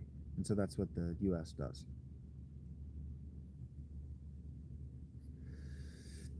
And that's why Trump takes the hard line that Ukraine needs to pay their debts and that the other NATO nations need to pay their dues, because the United States doesn't make profit off of defending these countries that don't pay us tariffs. We no longer despoil foreign nations when we defeat them in war.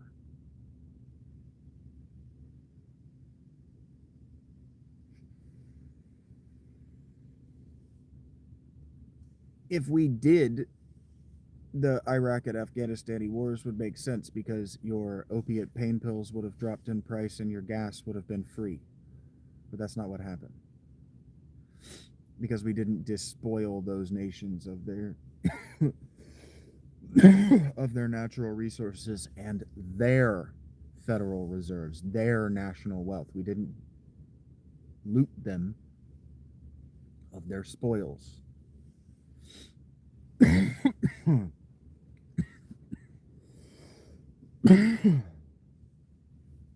This is why we won't go to war with Russia and China, because they, until the last few months, they had rare earth minerals that we need to get from thought we needed to get from outer space in order to be technologically competitive. Turns out it's in turns out we have enough we're so rare earth mineral rich that we have enough in just our waste rock to do exactly what I talked about with Spain and their gold from North America. We have enough rare earth minerals just in our waste rock to completely tank the world economy for rare earth minerals. No, tariffs are not taxing your own citizens. That's a stupid question, Herbivore. Tariffs are taxing the people that are trying to do business in your country for doing business in your country.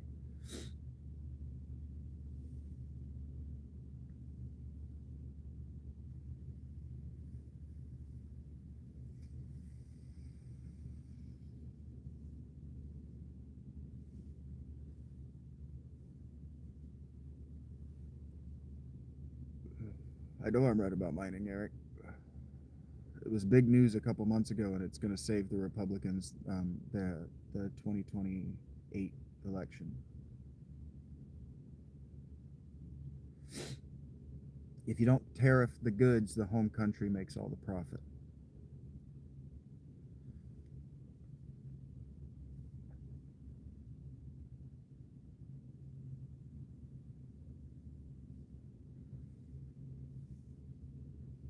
If foreign goods can be price competitive in your home market, your home goods can't sell. So if German and Japanese and Chinese and Korean cars are cheaper than American made cars, American cars will go and make their cars and sell them from those places because they don't have to compete in price.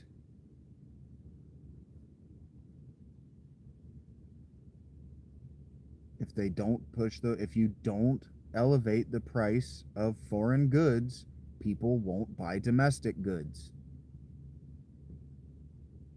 If the foreign goods are cheaper, people will buy foreign goods for the novelty of buying foreign. Always have, always will. This is why the late Bronze Age collapsed.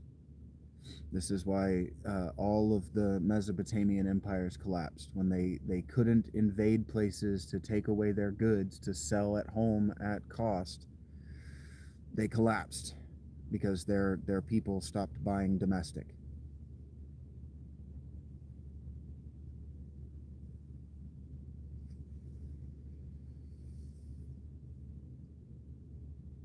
People bitch all the time and have bitched for the last 30 years since we stopped tariffs, since we've allowed foreign goods to be cheaper than domestic goods, people will bitch that there are no jobs. There are no jobs in manufacturing. There are no jobs. Everything is foreign made. Why do you think it's cheaper to buy foreign? Those companies have to make money.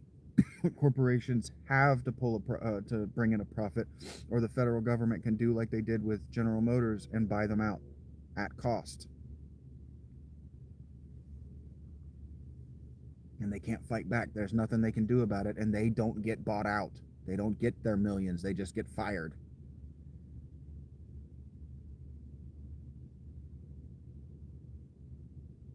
I don't know what that means, Fallen, but thank you, I guess. Foreign has to be some percentage more expensive. It has to be. The federal government doesn't have enough money and doesn't generate enough money in tax revenue to subsidize all of its domestic product.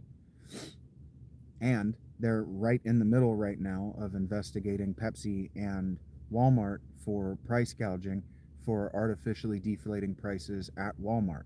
So people will go to the private market, the same private market that the greenbacks were used to buy out, for the exact reasons that the dollar was innovated, so that a private market can't choose what prices are in their market. If Pepsi is one price at Kroger, it needs to be the same price at Walmart.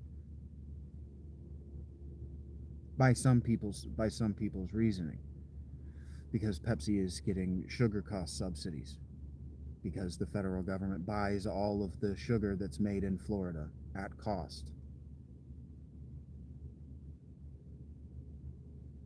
But if you're not eating Florida sugar, all that sugar that the federal government buys has to go somewhere. So it goes into Pepsi and Coke and other things.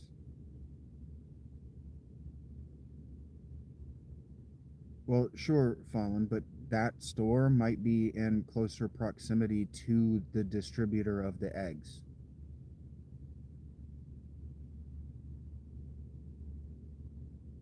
And that place a mile away, yeah, it might be a mile closer. It might be just close enough. It might be in a different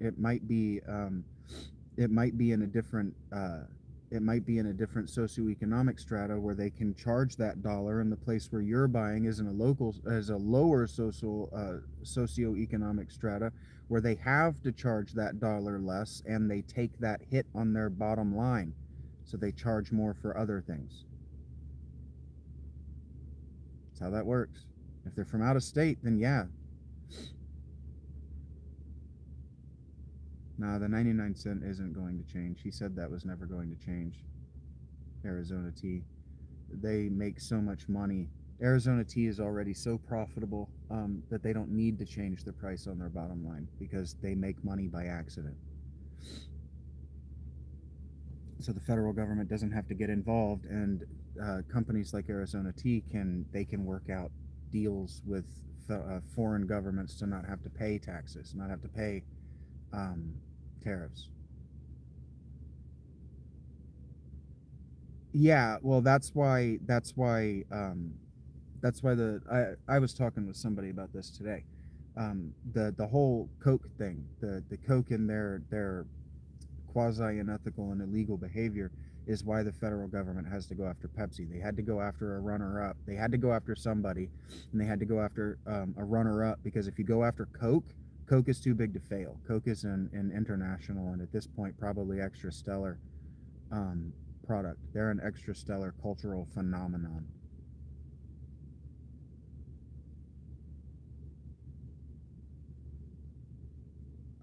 So Coke can do things like that, because if Coke just decides that, all right, well, you're going to make it cost more for us, we're just going to never make another bottle of Coke. They can just do that. They have that kind of power where they can just say that, whether they mean it or not, and bluffing that gets them anything they want. If the Coke plant in Atlanta shut down, for example, Atlanta would die tomorrow. It would be Walking Dead tomorrow.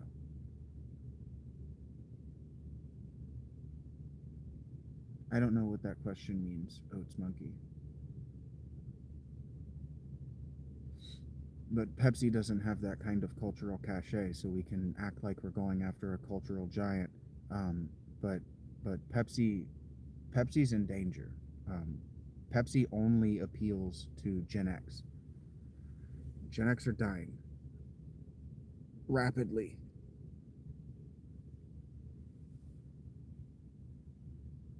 Space billboards for sure.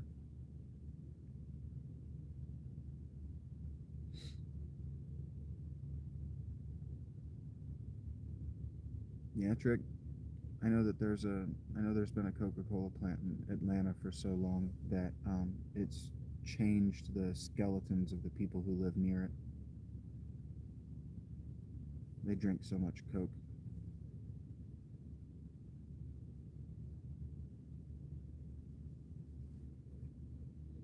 and it's cheap. It's cheap because they make so much of it. It's right there. They can give it away to the people who are nearby.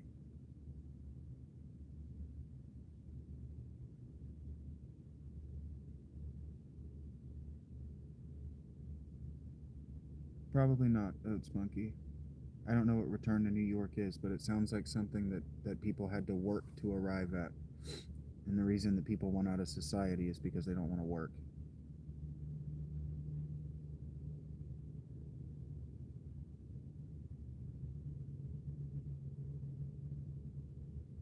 I don't think you guys really appreciate how much work goes into a post apocalypse. You are barely surviving in there, Oats Monkey. I'm not really talking about anything Spider Man. I'm just reacting to the things that are happening in front of me while I get stoned.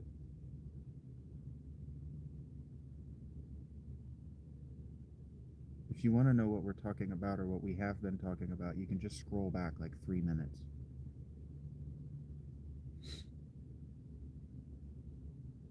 Listen for 45 seconds, scroll forward, say, okay, I heard you say this, and then we're talking about what the last thing that you heard that caught your interest was.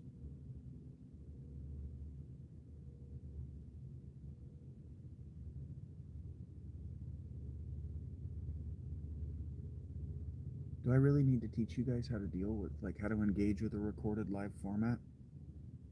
None of you grew up with fucking the TV, DVR? None of you? I find that hard to believe. None of you watched a football game live with DVR where you could rewind it 30 seconds to watch a play that just happened. Or like you show up to the game and it's been DVRing, but you haven't been watching, and something amazing happened, but it happened 30 seconds ago, and they're just talking about how awesome it is, and you've never backed up? Never? No, I'm not ice fishing. Why do so many of you ask me that?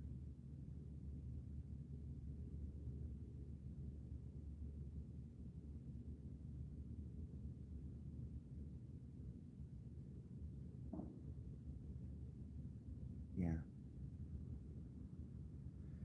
And so instead of just that's another thing is like so few of you know how to think abstractly.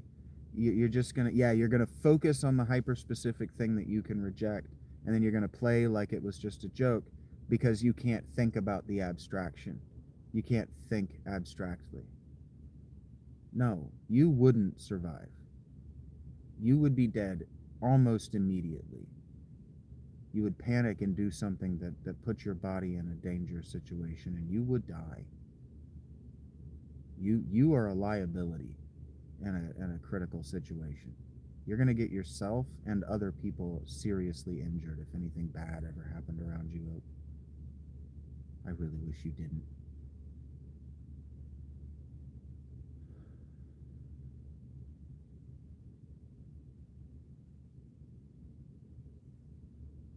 Like, I don't know what's his name? I don't know his name in the movie. I know that what's his name calls him Gomer Pyle the whole time.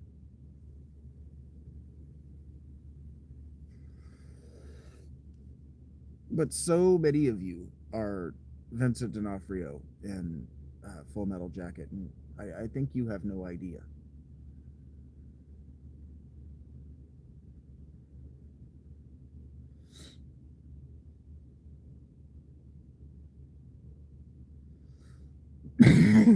Surveilled is the word. And Charlie Kirk died because some guy put a bullet through him.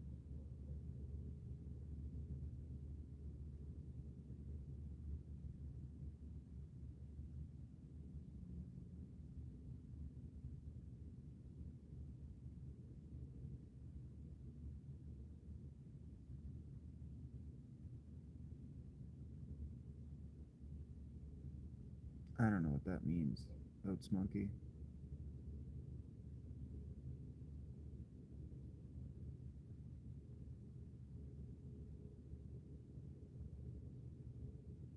The dragon of Babylon and his concubine were a metaphor for one of the Roman emperors. Maybe Tertullian? Either Nero or Tertullian, a specific emperor that led a specific persecution that led specifically to John of Patmos being exiled. It was a "How dare you exile me" poem from one guy about one guy. Yeah, first 72 hours would just be a mass dying in any critical situation. It always is. Been watching videos on werewolves.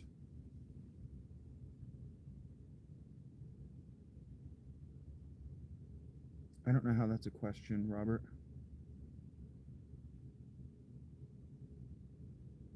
No, it wasn't Caligula. Caligula was dead long before the Christians, and when it was what it would be an easy Google search.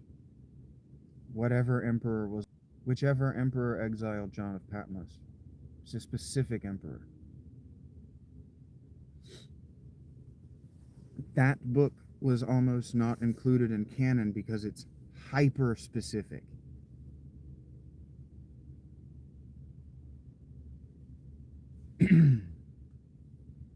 But they believed that because the canon was for educated literati, that it wouldn't filter out, that the very book of Revelation wouldn't filter out to the bottom of the Christian flock.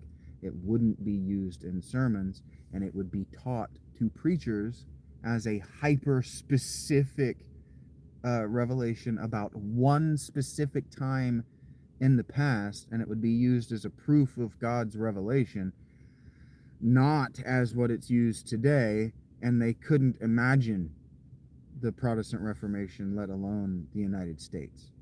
The founders of Christianity and the canonizers specifically of that book. I don't remember which council it was. I'm not a Christian scholar.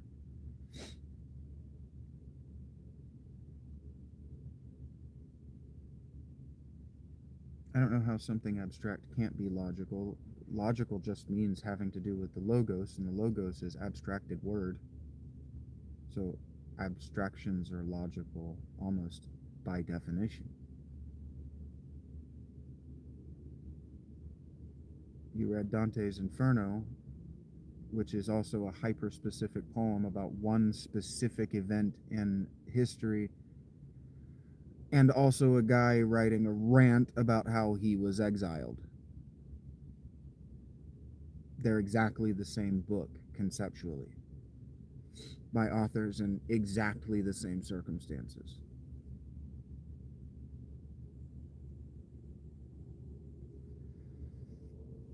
The only difference is that John of Patmos saw himself as a desert monastic, like he imagined Abraham being, or like he imagined any of the prophets of the Bible being. So he imagined himself in a totally Semitic and Hebrew tradition of writing truth to power. And Dante Alighieri saw himself in the tradition along with Virgil. And Virgil was absolutely not speaking truth to power. That's why he tried to burn the Aeneid and left it unfinished. Domitian, thank you, Ergregor. He wasn't mad at the church, actually. Dante wasn't mad at the church. Dante was upset at the circumstances of the woman he loved, of her death, and his exile. He wasn't mad at the church. He wrote that book to give the church, and specifically to give the Italian language, a map of the afterlife the best that Christian Science had, and that's lowercase science, not the American cult, that Christian Science had been able to map out the afterlife. He gave them an Aeneid for Christianity. He gave them a cultural gift for which modernity is absolutely in forever debt. But he wasn't mad at the church. He was mad at the specific circumstances of, is her name Beatrice? Of his lady love's death and his exile. He was very much in love with the church. I wouldn't say you need to read the Aeneid. I would say that you should take a college course on the Aeneid.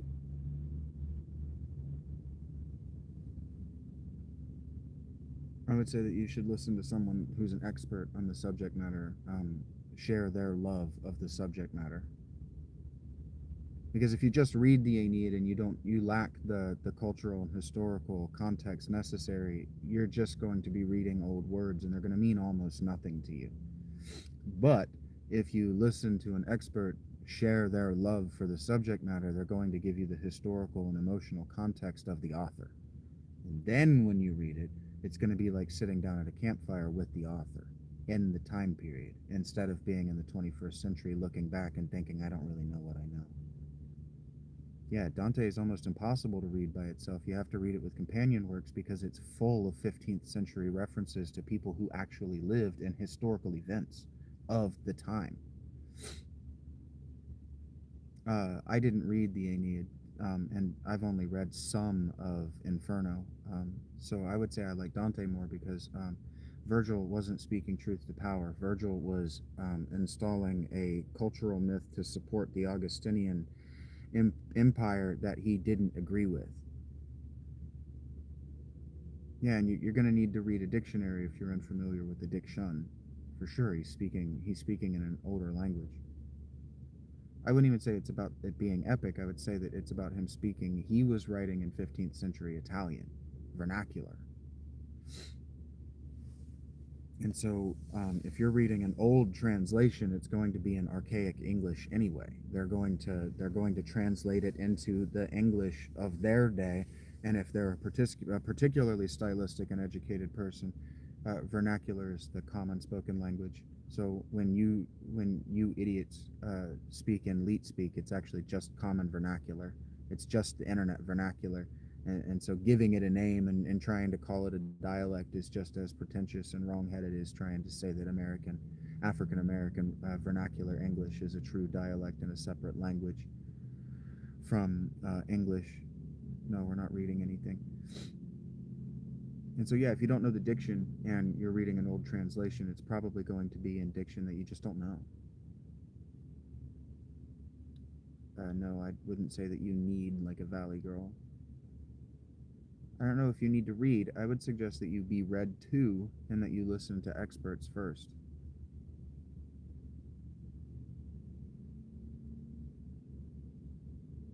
In fact, I would encourage you to read less and listen more. Because when you read, you put the tone, you put the inflection, and you assign the meaning in a vacuum. But if you're listening to an expert, listening to the literature, you can at least argue with the tone of the way it was read if you're not going to just absorb the information.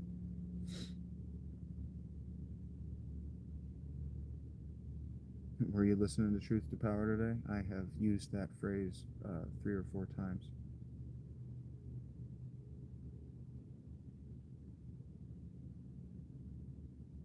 It's easy to misunderstand, and it's easy to push through without understanding. This is why we're still writing footnotes to Plato, is because it's extremely easy to just push on without knowing what he's saying, especially because he's writing in conversational Greek. And so if the translation doesn't understand conversational Greek as conversational and treats him as a, for example, philosophical treatise of the 19th century, what you're going to get is a bunch of bullshit. That's what you're gonna receive when you go to read it. You're just gonna get a bunch of garbled bullshit that can't mean anything to you. And so yeah, I mean, you can absorb it. You can rub bullshit all over your skin, and your skin will absorb it. But do you want that?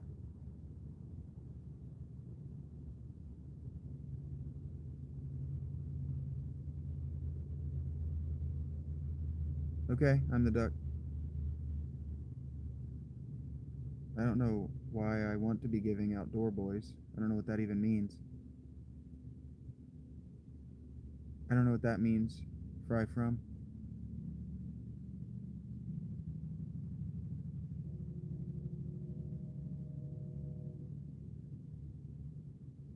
Yeah, isn't that cool imagery? His imagery is very cool.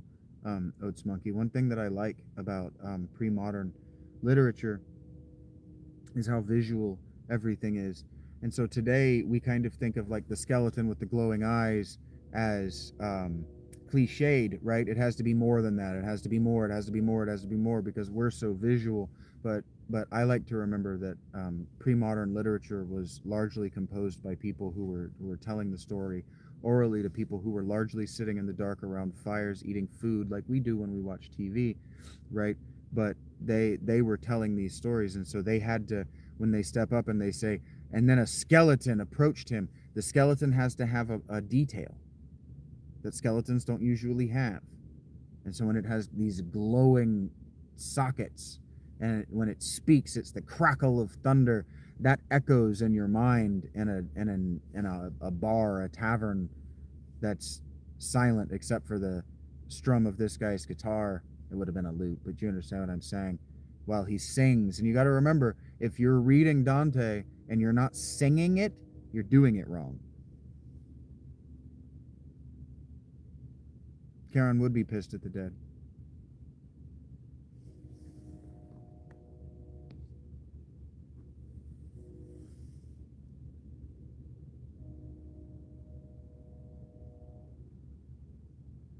Yeah, Solo, it had to have a detail, right? Dante's fairly long. I read an hour or two of it, and I did my best, maybe not to sing it, but I did my best to chant it. I did my best to do it in the proper rhythm, which isn't easy. Uh, the Devil May Cry, no, not really, but the main character, is named after Dante Alighieri. Yes, Alighieri.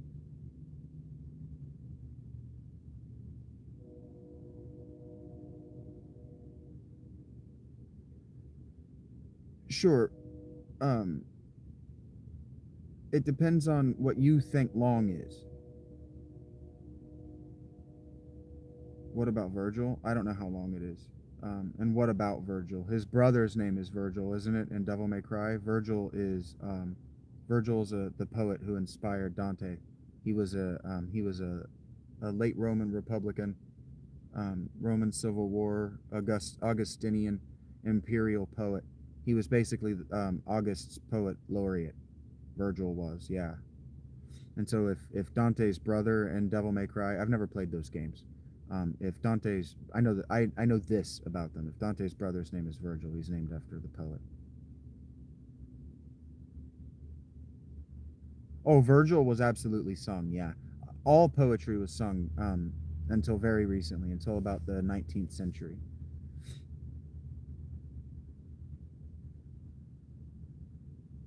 He has to treat them better because they can technically destroy him. They can fight him and they can hurt him.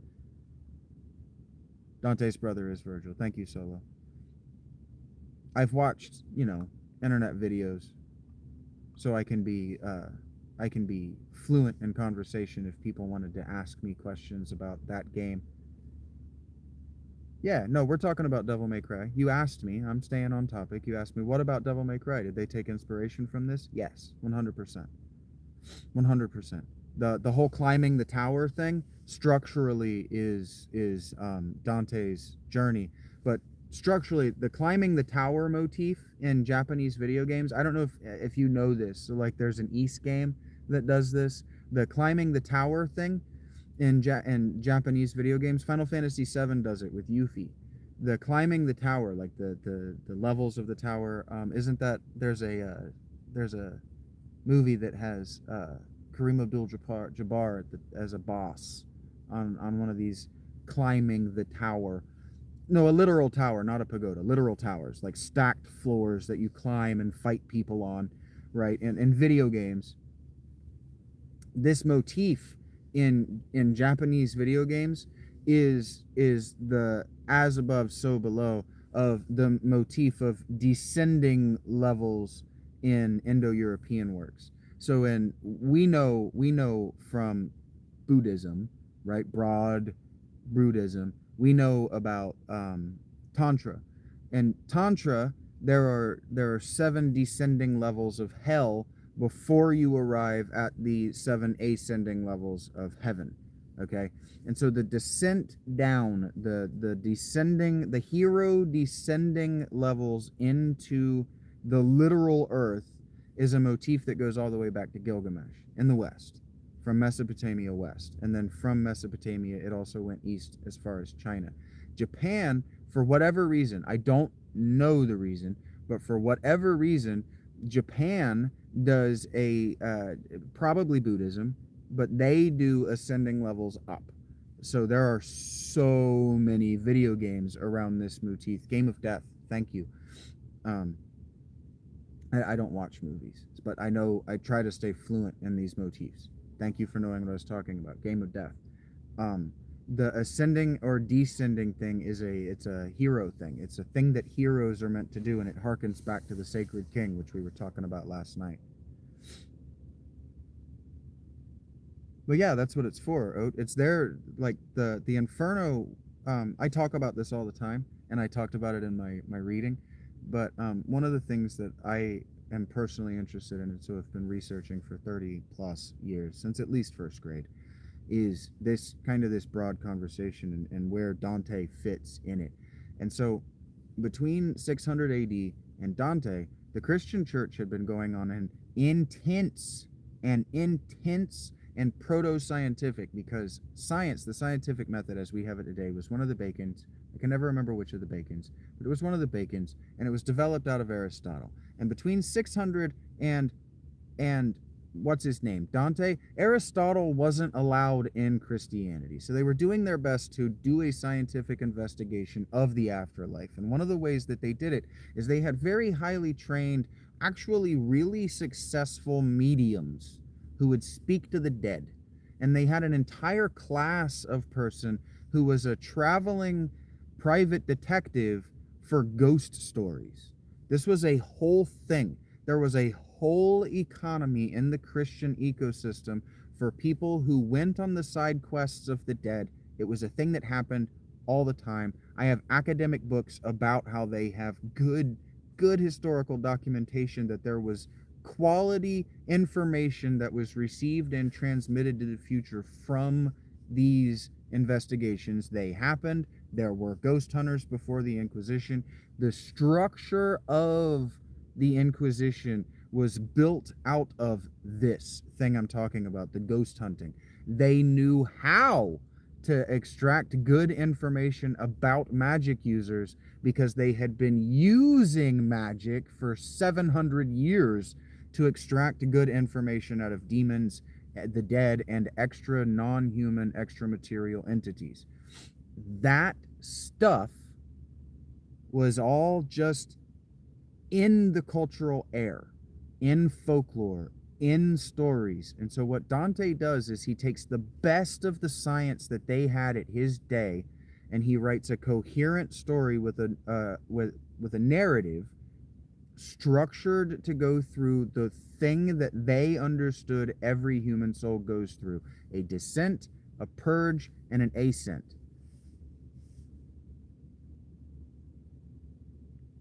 And that's the same thing that Tantra says. And so it was the best science they had of their day. And so what he did is he made a myth to help people grapple with the fact that they too will go through it someday, and his own grappling with the fact that his beloved Beatrice was going through it, and he was going to go through it if he wasn't smart in his exile, because exile was as good as death back then.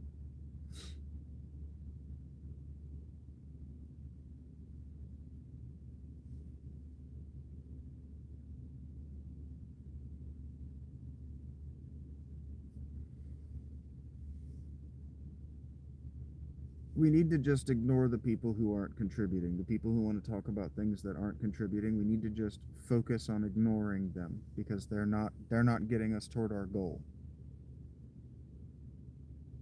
And our goal is you guys found the one thing that I love to fucking repeat myself about. The one thing I know I can talk about in detail and with real knowledge.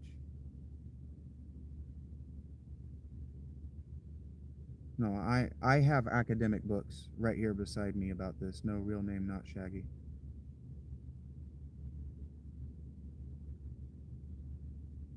All the things that are a J.K. Rowling, for example. Everything that J.K. is it Rowling or Rowling? It's Rowling, right?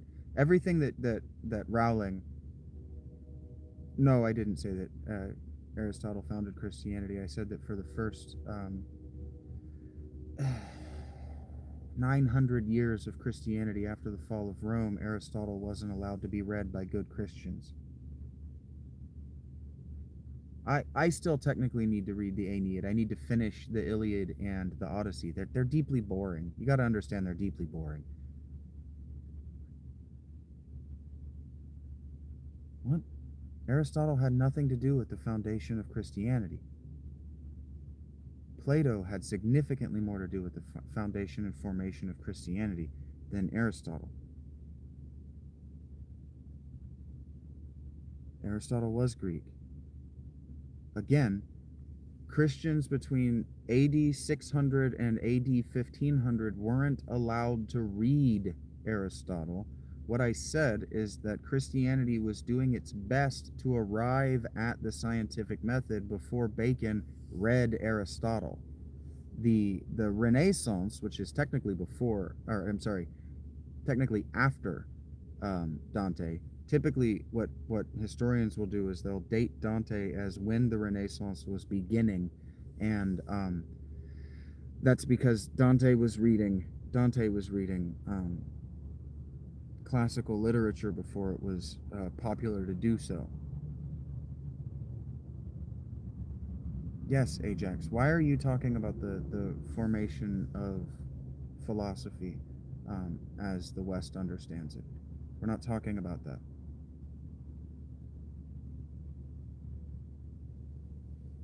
Plato was indeed before Aristotle, but Plato had more to do with the formation of Christianity than Aristotle did.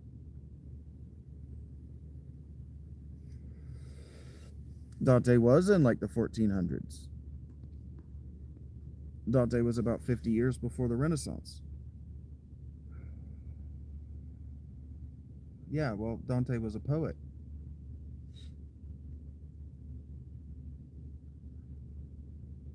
He was a poet. And you got to remember, it wasn't in writing. It was in poetry, which was it's a spoken art form. The reason it's in meter is because it kind of writes itself.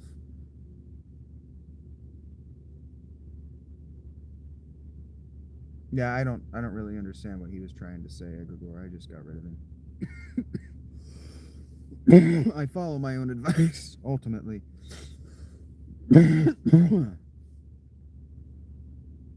Some people just want to call you an idiot. They don't really know what they're saying or why they're calling you an idiot. They just want to call you an idiot. Yeah, well, he was a poet. One thing that, like, if you study, this is another thing, like, if you study poetry and you understand how it was written with the meter and the rhyme scheme for the same reason that rap today uses meter and rhyme schemes. It's because it's easy to put to music, it's easy to memorize, and it's easy to write. It just writes itself. Like, the words write themselves if you know the story that you're trying to compose.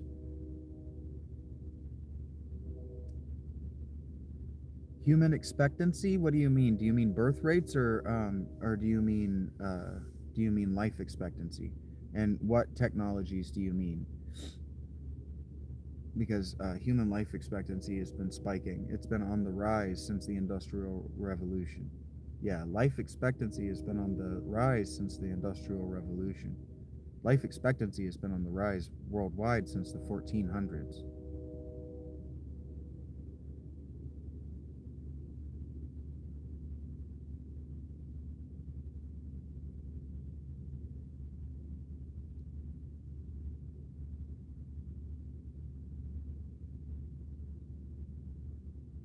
I wouldn't say that new diseases are on the rise.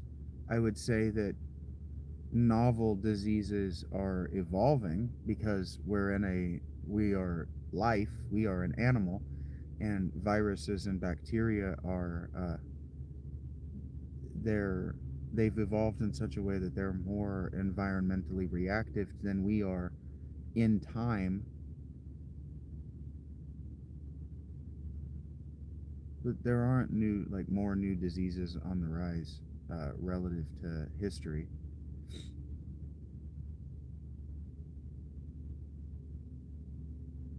It's not like this is the Black Death.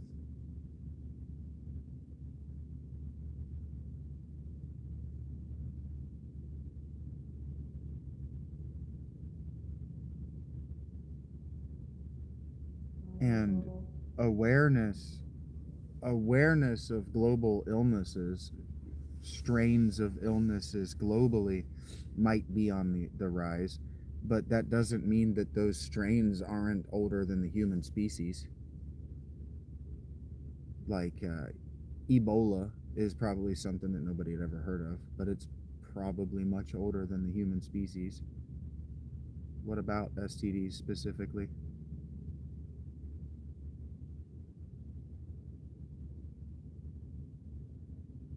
The Amanita shamans from the 1800s? Why specifically the 1800s? And um, do you mean Siberian shamans, like the actual people that the word shaman belongs to, or do you mean some other hyper specific thing that you watched in a documentary?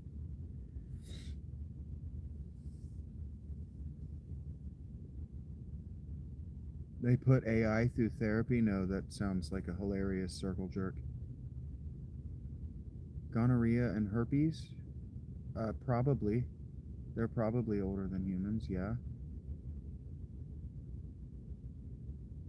Okay, it sounds like what you're trying to say is that you're a fan of mystics and medicine men. You're talking to a shaman right now. That's monkey. Not actually a shaman, but the word that you're using.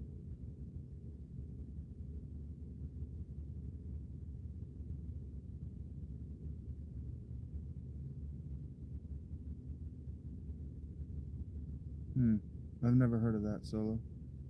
Hi, Ryan.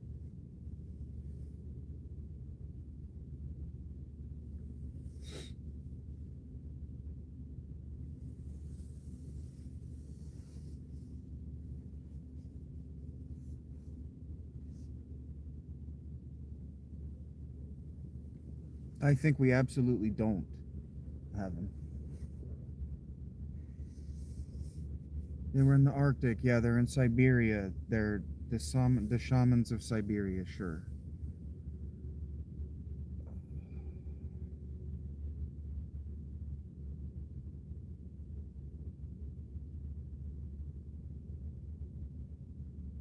It's just that like the second half of the question, why specifically the 1800s? If you're talking about Siberian shamans, their tradition dates back as long as humans. You're working on a mycology degree?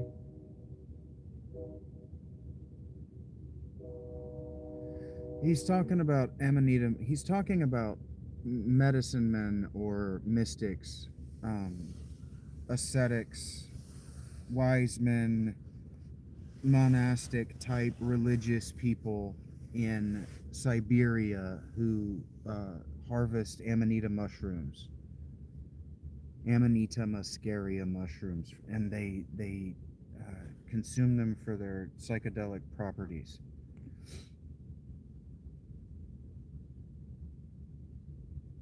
1800s, because it's not as bad weather-wise. Okay. I don't know what you mean by not as bad. Not as bad relative to what? The Ice Age? You know that we're coming out of an Ice Age, right? So 1800s was colder than now. Yeah, I asked you whether you were talking about the Siberian shamans whose medicine men are called shaman, and from which we derived the word that we've given to all class of medicine men, whether they do the same things as those specific guys or not, or whether you meant some hyper-specific tribe of medicine men. You believe in a higher power because of medicine? Okay. Medicine used to basically be a higher power. No, I don't want to make DMT, if only because it's illegal. Second, because it's chemistry. I'm not interested. No, the the 1800s just had skies blackened with coal. You're right. And rivers blackened and ruined with the leather industry and duck shit. Well, the rain was charcoal. I don't know why you chose the 1800s, the like worst of the times to be alive as far as clean air. I don't know what you think you know about the air, but the 1800s weren't it. If you want to be a healer, you want to do it in a pre-industrial time when people still believed. Maybe the 1800s BC.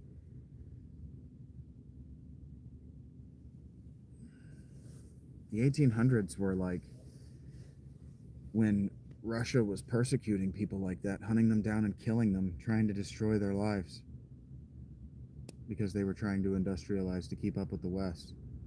And they thought that persecuting their tribal peoples was the way to do it, because that's how America, they thought that's how America arrived at it. Hello, Wayne. Is that Wayland? Sorry. Hello, Wayland. You're good at hiding? Okay, so...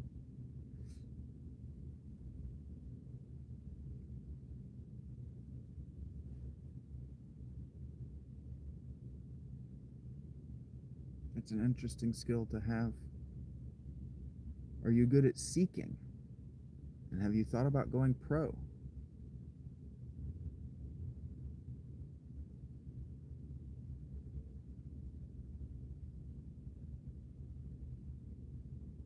The Bolshevik Revolution was in the 1900s.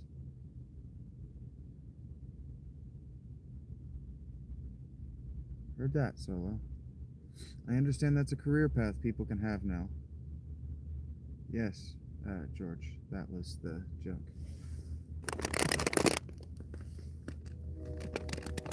It's a thing people do, JMD.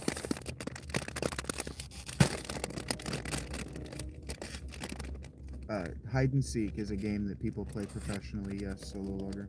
Or Lagger. Yes.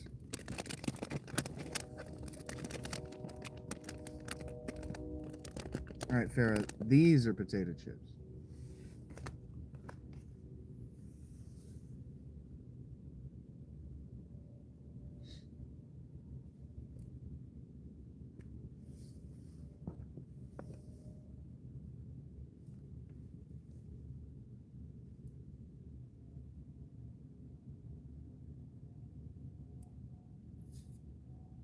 Probably, Solo. I imagine that it must be difficult to be in talent acquisition for professional hide and seek. I imagine that finding new talent has got to be real tricky. Maybe that's your calling. Maybe because you're also good at seeking, you can think like a hide and seek hider, and you can get a league going.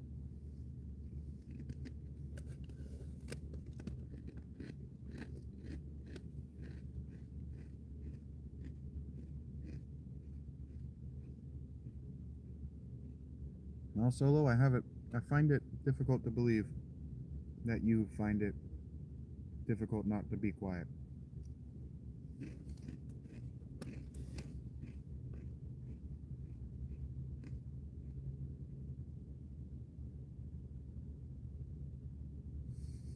Yeah, Solo?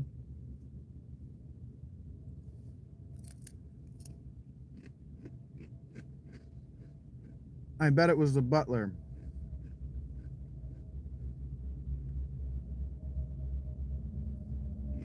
Did you ever ask yourself whether you were good at solving the pattern of the procedural drama?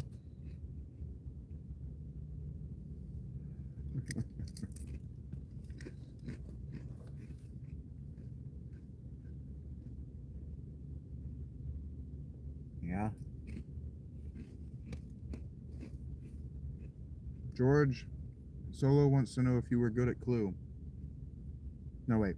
Solo, George wants to know if you're good at Clue.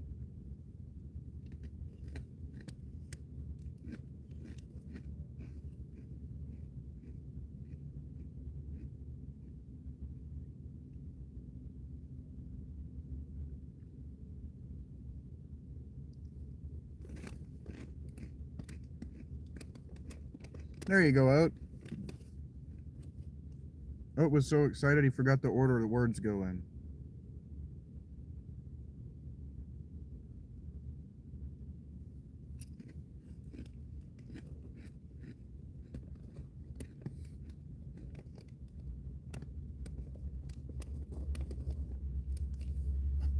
Mm-hmm. You're good at recognizing and memorizing patterns, Solo.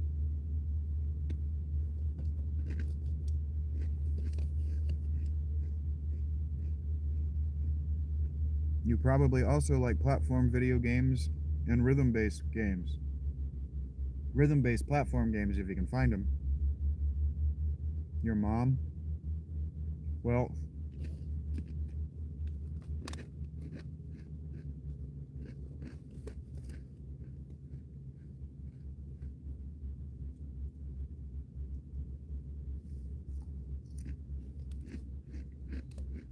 little boy Horner sat in a corner eating out your mudder. Oh!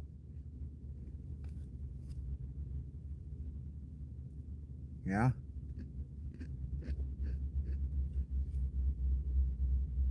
So it was like, I've never played a rhythm platformer. I was gonna, whether you wanted me to or not, Welches. That made me laugh.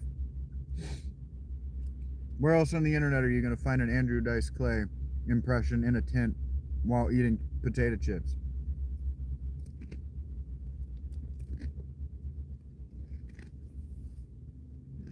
Because I think it's funny, Sky. Eric laughed. Yeah, I'm totally miserable. Miserable people laugh a lot. If Mary was full of grace, did she require any mercy? Nah, probably not. Solo thought it was funny. I still think it was funny. I'm going to hear that in the future. My girlfriend's probably going to cut that out and send it to me.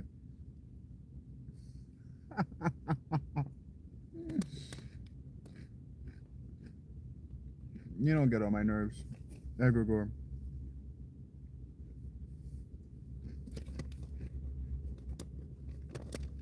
You are disorganized, and that's okay. It just means that I now know that you're not playing chess, so you're not trying to catch me saying something I don't mean.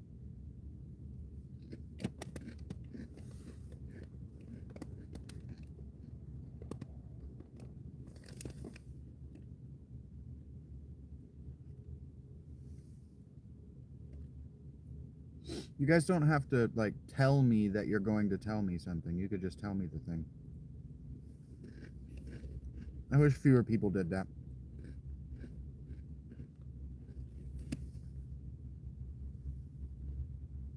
It's fine, Eric.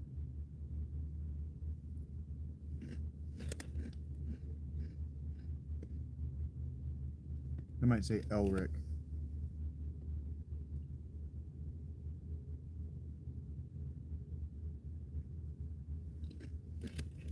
I don't have an extension cord, but okay.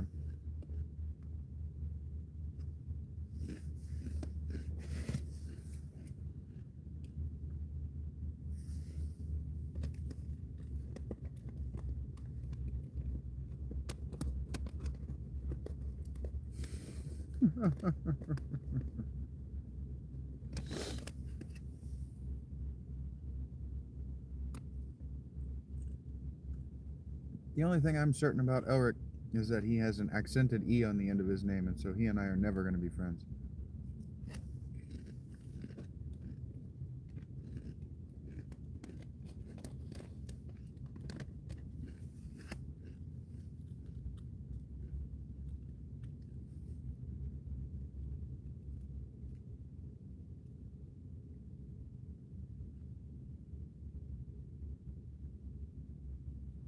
not a sentence, guy. Oh, holy. I am totally racist, yes. That's an accent, Solo.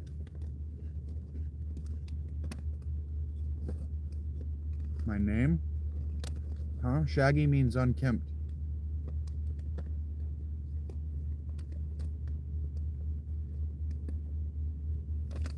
Yeah, I know, Elric.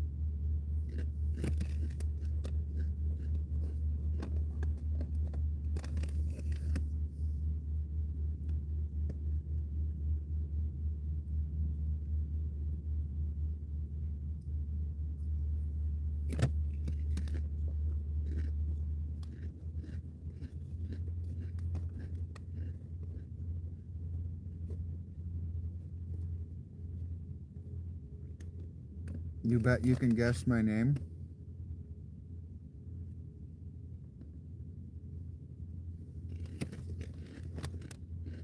What do I get if you don't?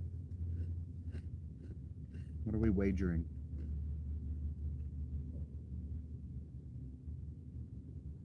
You had the right first letter, but the wrong word. I went to high school with a kid named Vaughn.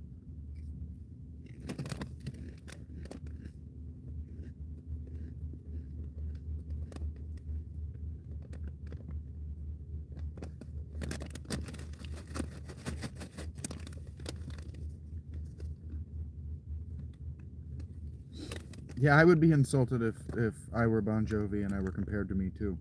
Like, what? I get way more pussy than that guy.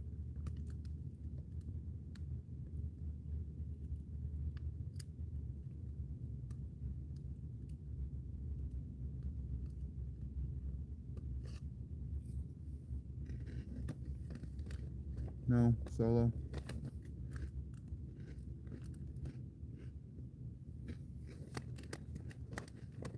You're getting closer. Do you get heart?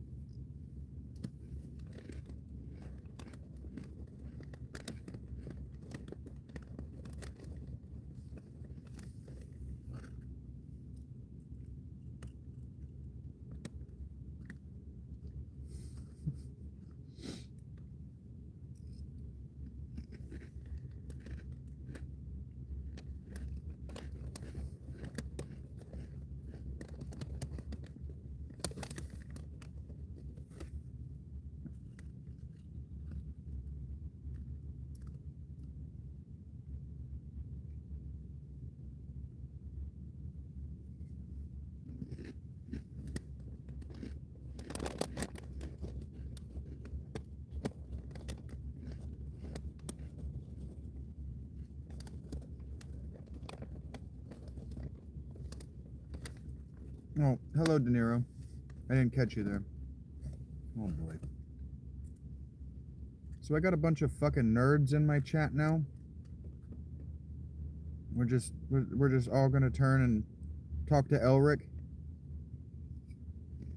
All right, Elric, come up on stage, buddy.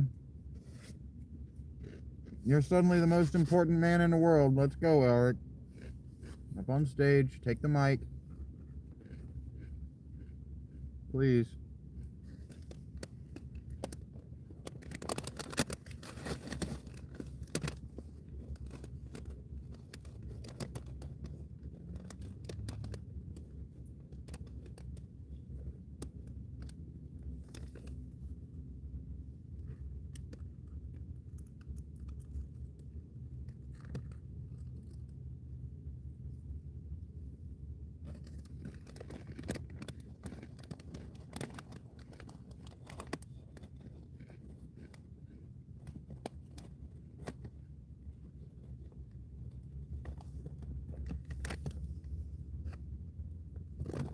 That's just a new thing that I get to learn to hate.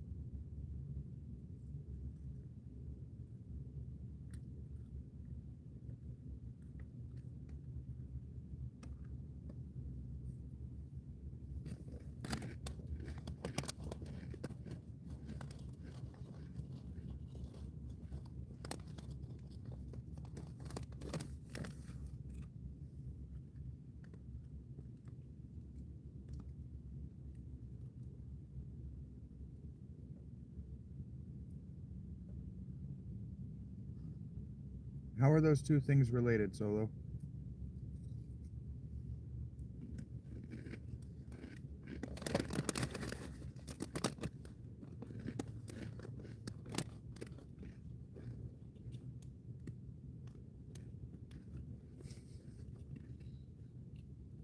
Good job, Eric, buddy. Yeah, but how are those two things related?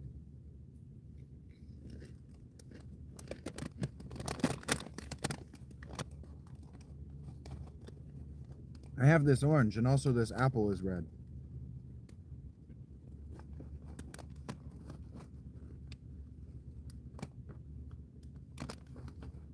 2 feet of what, George?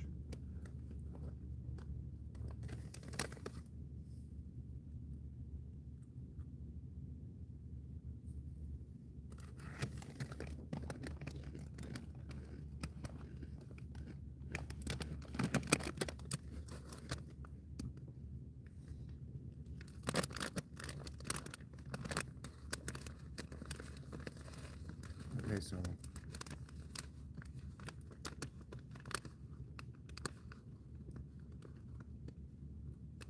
you guys,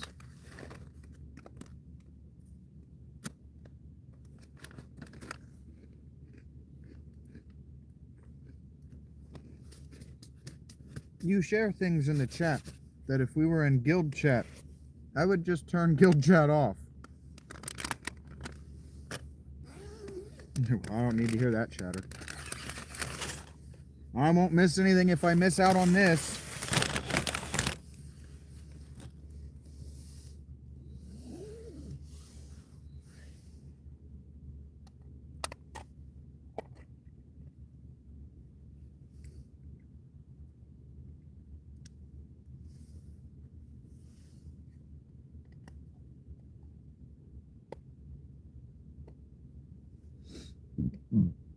Yeah, the impact driver is awesome. Yeah, I just poof, poof, poof, poof, and I'm done. Poof, poof, poof, poof, poof, poof, poof. That shit's awesome. Takes no time at all. And then because my stupid ass insisted on using the truck, the 4x4. So what I do is I just drive down the road and I go basically a car length at a time getting rid of these cars, and so I just poof, poof, poof, poof, hundreds of cars to clear out these roads so I can get from place to place. Yep.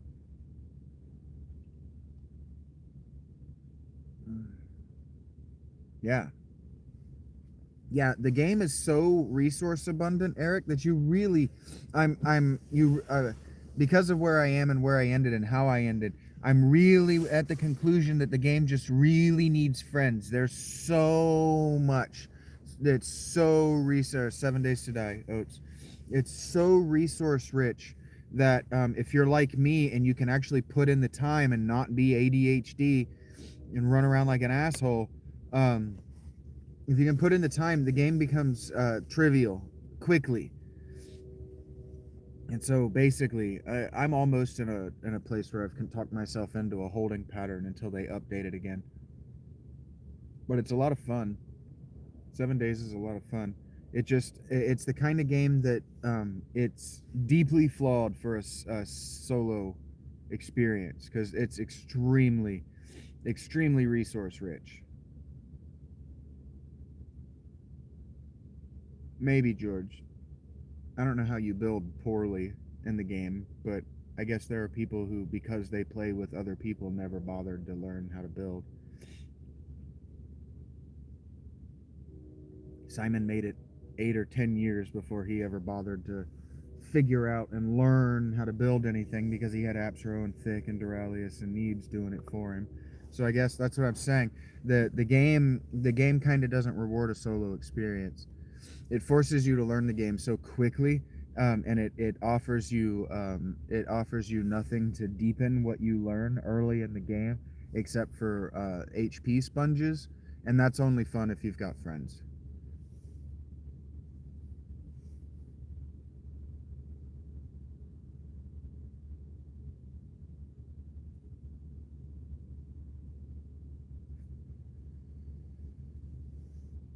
I've never played Kingsfield, and Demon Souls is trash.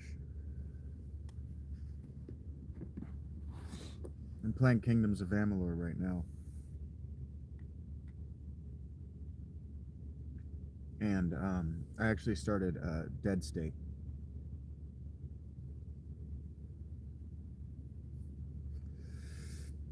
I don't know if I like Dead State yet, and I have a habit of not engaging with a game or its systems at the beginning if I don't immediately know that I love it. And I don't know that I love Dead State because I hate all of the characters, and that it's hard for me to like a game that's so talky and narrative heavy when everything that my characters do I disapprove of.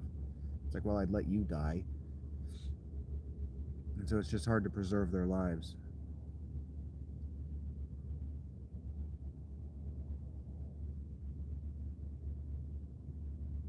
I'm sure I would be fun to play with, especially if you if you want to stand behind me and can figure out how to not draw aggro off me. I'm a fucking awesome tank in the game, and if I wish that there were more that rewarded and encouraged co-op play.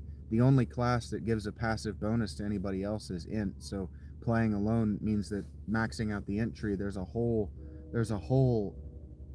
part of the tree that doesn't benefit you unless you've got friends around you.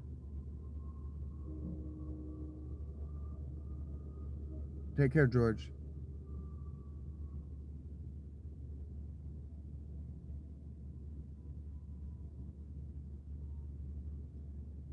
But yeah, I got what I wanted from the game.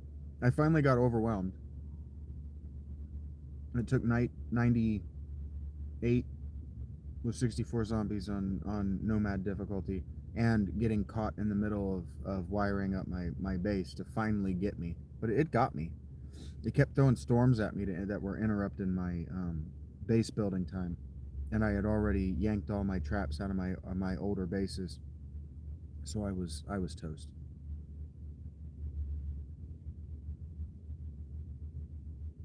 And I've been telling you guys since the beginning, those of you who want to know like what the fun of the game is. The fun of the game is the roguelite element of getting there, getting to that point where you're not as good at the late game crafting, basically wiring electricity. It's a lot. It's time consuming, a lot more time consuming than I thought. Yeah, me too, Oats Monkey. I really like tower defense games a lot.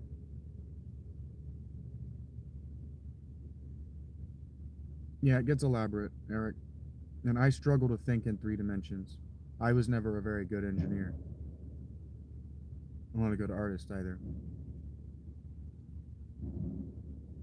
So what I think I need to do is I think I need to do my original plan of building one base and just reinforcing it infinitely forever. Because I don't have friends, trying to move bases to put on a good show to watch.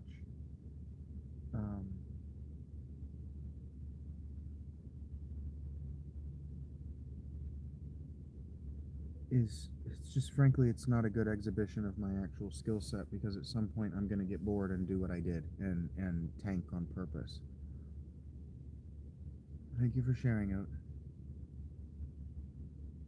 Because storms in the biomes that aren't the pine forest do damage to you every 5 seconds. They do 10 damage to you every 5 seconds. You have to be out of the elements or they do damage to you. And so my base was exposed on a platform, exposed to the elements, and so it just kept hitting me with storms. And so I was running off and doing quests or just going into the other biomes and doing other stuff, and so I was away from my base. I wasn't wiring, and it caught up to me.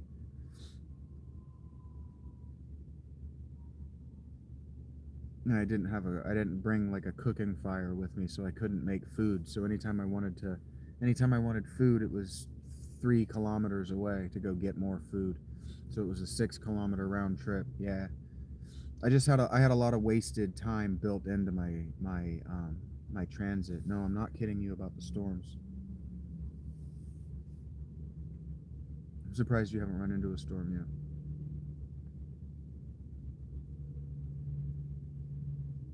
The game just beat me. It got me.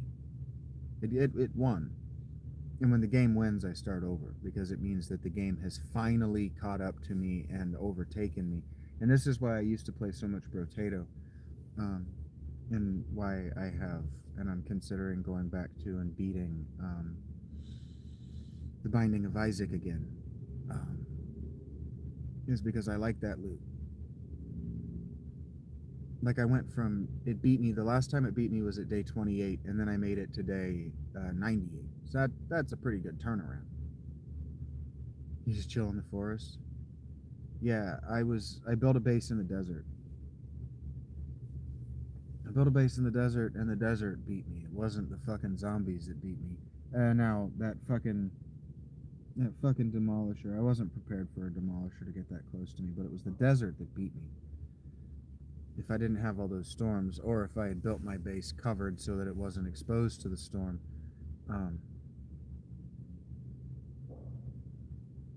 that would have been cake. It would have been boring. And because it was going to be boring, I was lax in my preparation, and the game caught me. It got me. And so an in-game that bores you into mistakes and stretches out its difficulty by boring you is not a game anymore. It's a job. That's why I quit playing World of Warcraft, ultimately. A bear that got you? Well, that's fun. I haven't seen a necrotic bear yet. I haven't seen a zombie bear. You died 66 times? Jesus. I don't think I've died more than 10 times on a run. Like in the game world. I don't think I've died more than 10 times on this run. Maybe I've died 15 times because it's been a long time. And there were a few times that I just threw myself in deaths until the motherfuckers despawned.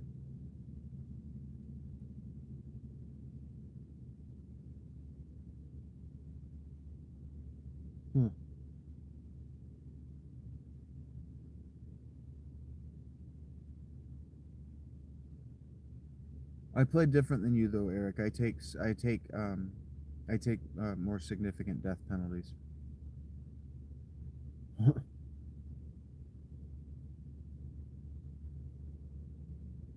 Yeah, Vampire Survivors is alright. It's slow. I find it boring.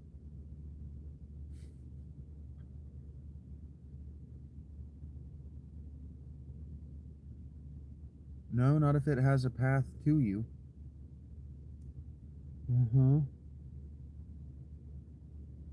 The zombies do block damage that scales with their actual damage.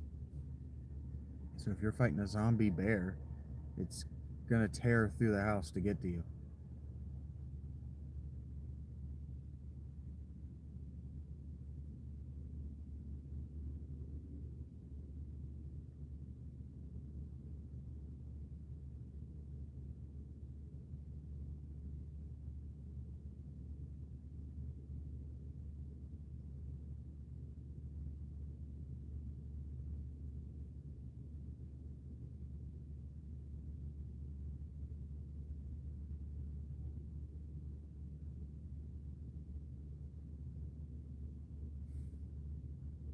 Why did you turn your XP down?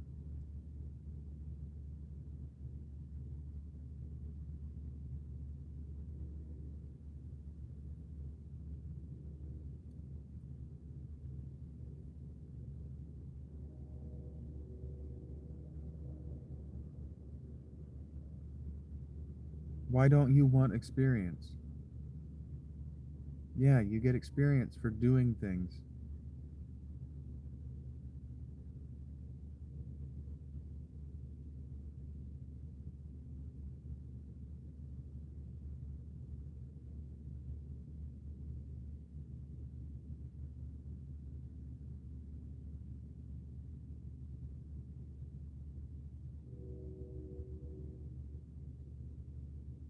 Why don't you want to gain levels, Eric?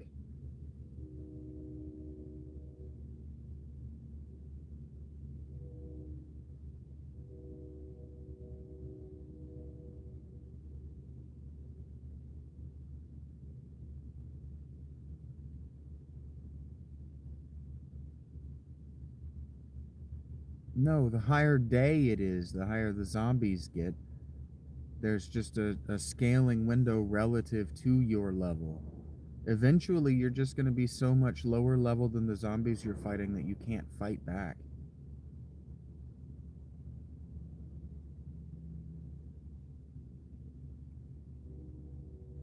You're making the game more difficult on yourself.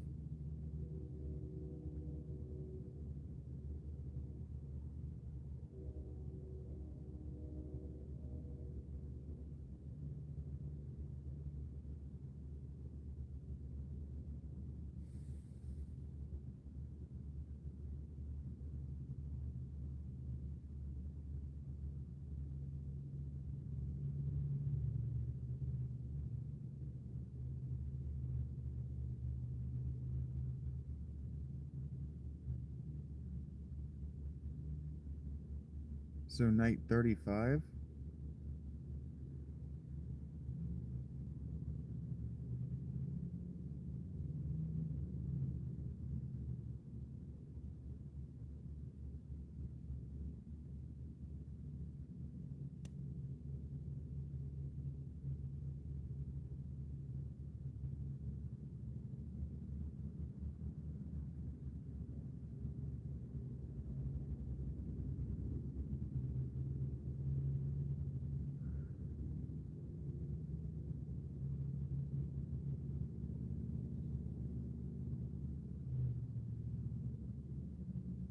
Rumor has it.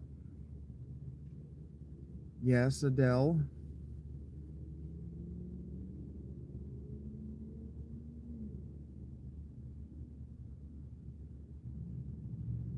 I don't know what you're talking about, but that doesn't sound real, Eric.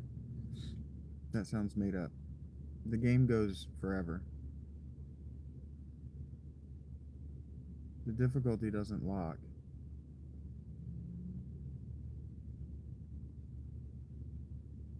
The difficulty scales to the day. Every day is harder than the previous one.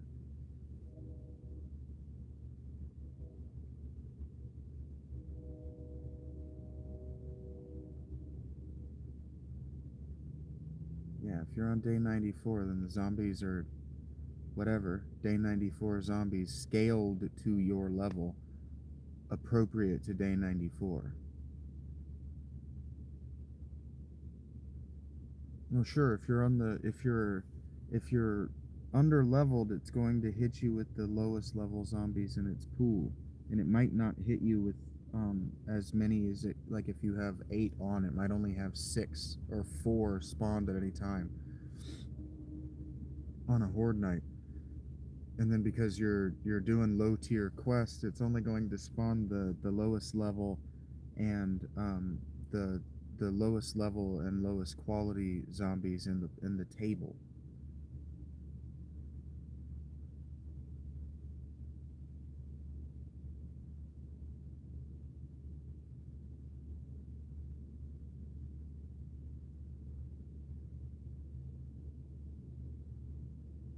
Yeah, it doesn't lock in a difficulty. You're just fighting in the lowest. That's the plan, is to make the game as easy on yourself as possible. That's one way to play. It just means that you don't get access to cool shit until way late in the game.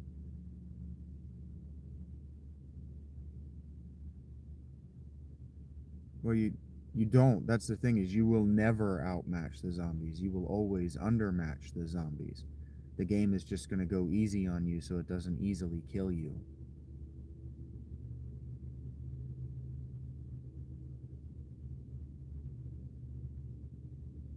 Well, sure, and then as soon as you, like, if you start to catch back up in levels with where you're at in the game, then the game is going to start sending you more difficult zombies. Good morning, Rachie. It's going to send you damage sponges like it sent at me tonight.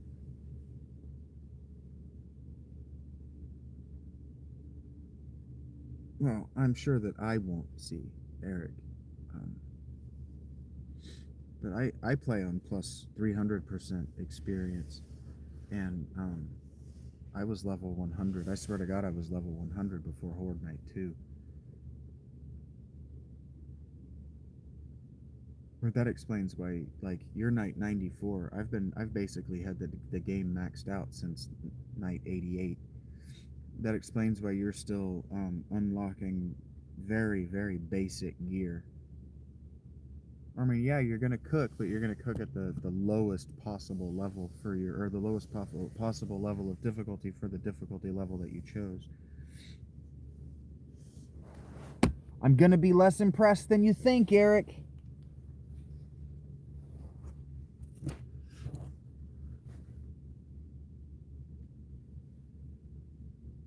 Yeah, you're level 42, buddy. I was level 242 on night 94.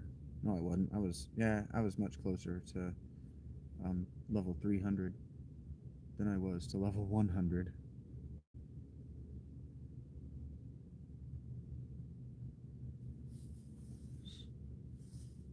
I got level 42 before like day 3.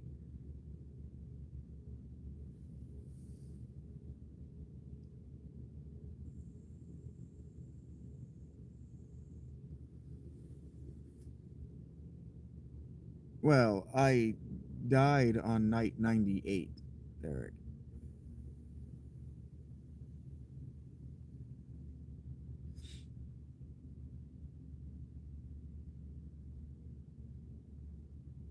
I didn't throw in the towel. I lost.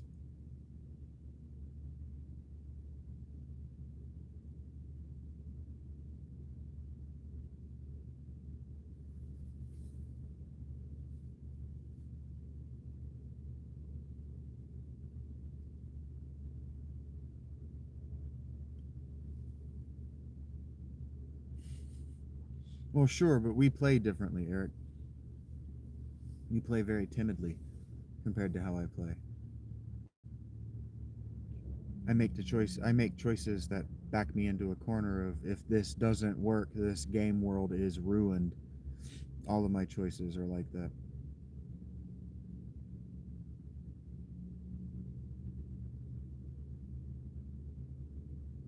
Exponential growth isn't actually intuitive, or exactly intuitive. Maybe not. I'm glad you've got plans for your toys.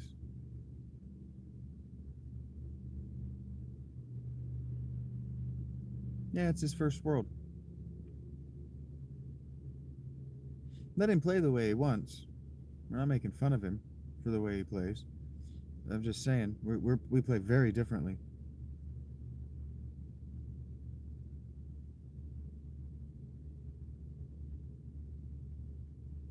You have a cat on your camp? That's cute, Rachie.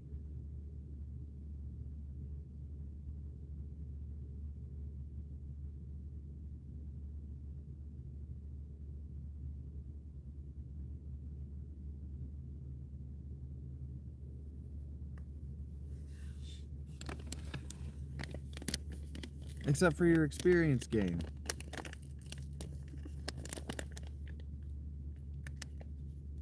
Thank you, Jay.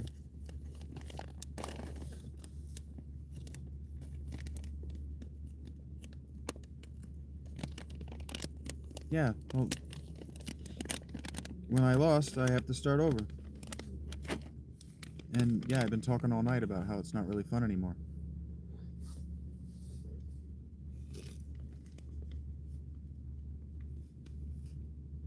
Thank you, Knave.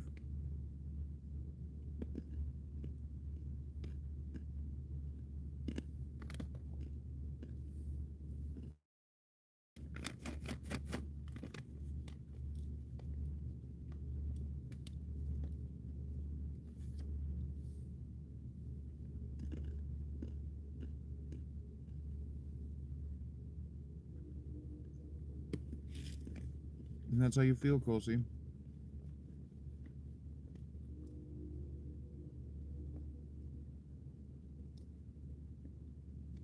Buddy, I don't play with an XP penalty for very long.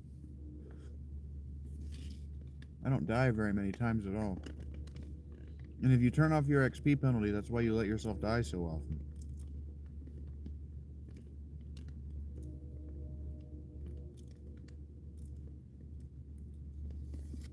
I have the XP penalty, or I have the death penalties turned up as high as I can without making it permanent. Go fuck yourself, Coachy.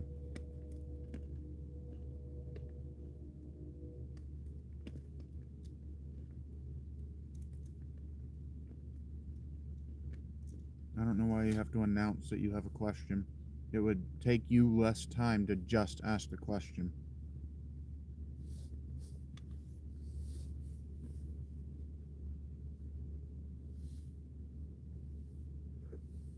Yeah, we're talking 7 days to die. I died tonight, Rachie, on Horde Night. So I'm thinking about starting over.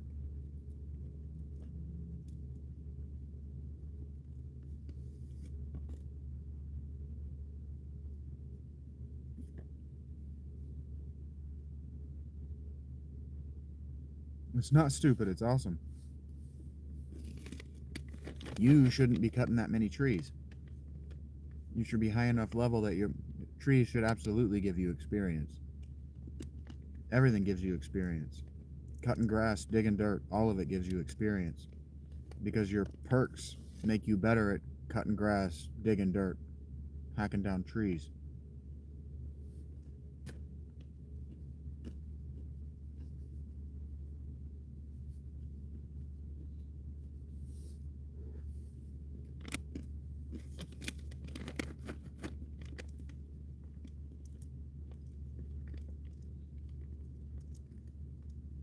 Just some nuts.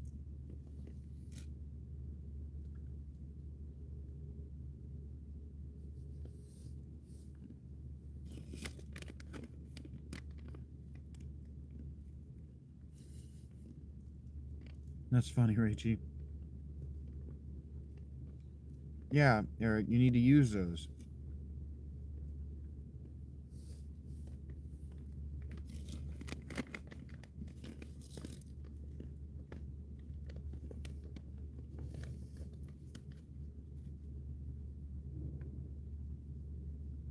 That's why you don't have any books. That's why you can't make anything.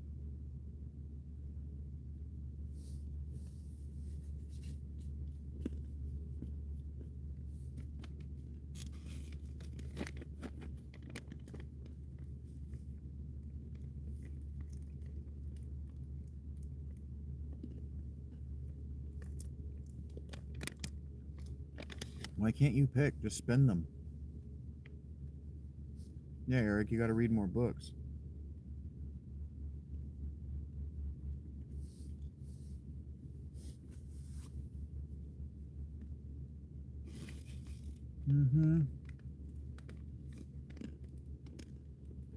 Eric is so suboptimal, it's painful to listen to.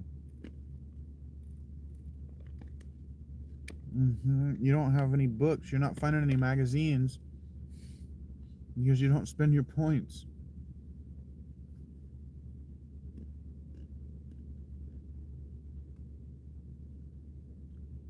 I don't know how those two things are interrelated, Oates.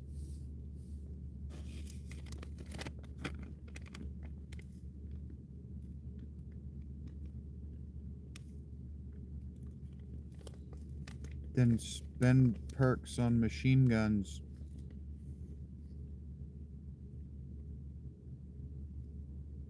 And wiring.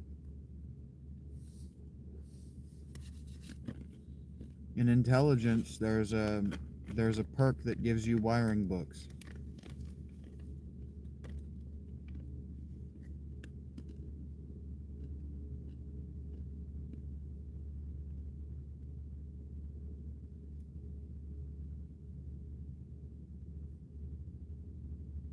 Yes, it's only his first time. He's going to be inefficient.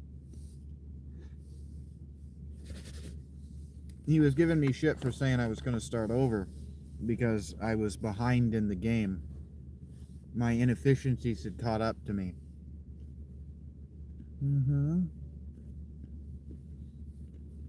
Yeah, I've been scrapping bullets for weeks in game.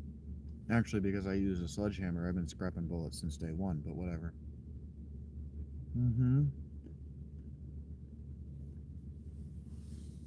You don't need the radiators either. I scrapped those too.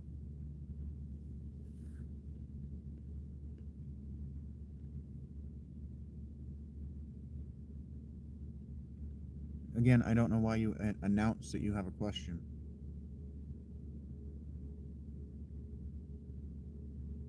You don't announce that you have a thought. You don't announce that you have a rebuttal.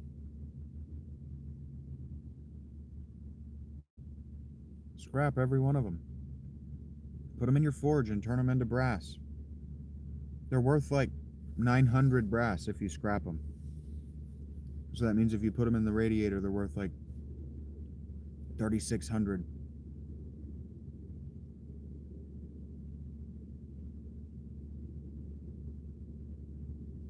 There's only one. I'm gonna look at, just click W on them. Just open them and look at their recipes.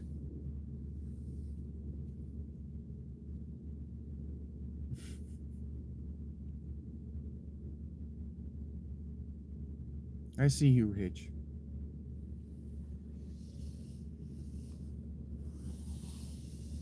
That's why lawyers announce their objection and their interjection. HK-47, I don't know what that is. Is that Machine Gun Kelly's nephew?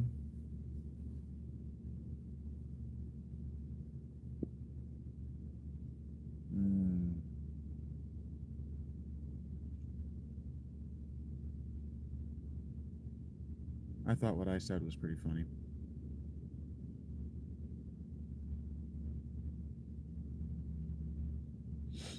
Yes. Someone at BioWare was a big fan of Futurama.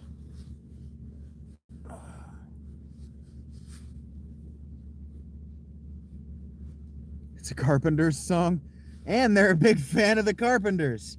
Oh, I see you, BioWare. I see you. What do I name this thing? Well, Futurama's a thing that nobody that plays the Xbox watched, right? Yeah, definitely. Okay, and Xbox gamers wouldn't have ever listened to the Carpenters, right? 100%. Put it in a Star Wars franchise. They'll never notice. That happened. That conversation, I've looked into the misty ether. That happened. Yeah, so did Bender. Eric. That's what I'm saying. That's not... We're not hating on the Carpenters. I'm making fun of BioWare's writers for being cliched and knowing they could get away with it because they knew their audience was Xbox gamers. And Xbox gamers, if they know their assholes from their belly buttons, play with both.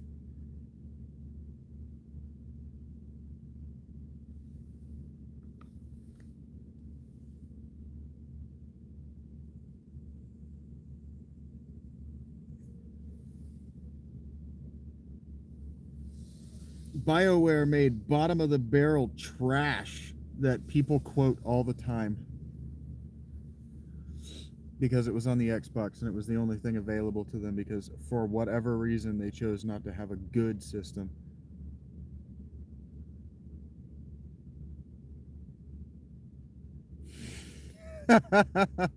We've only begun to live. No, look, I've been reliving this trash from my 20s and I just kept it all bottled up inside because the people I knew were normative people and I didn't know that the internet was for this thing I'm doing. And so I have 20 years of pent-up aggression against the video game industry and its fucking buyers.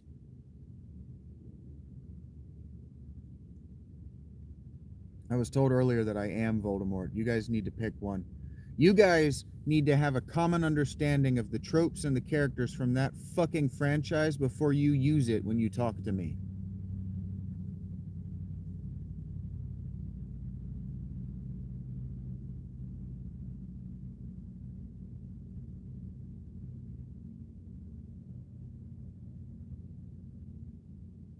Oh, I see. We've only just begun to live is another The Carpenters song. I don't know that I know that I don't know that I know the Carpenters.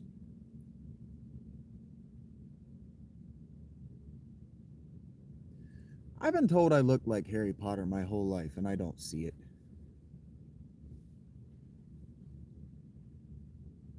I will judge you. What is that symbol?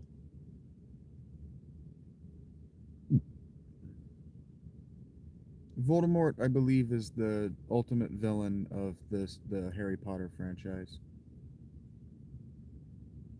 They're just like the buried supplies. Just the treasure is treasure.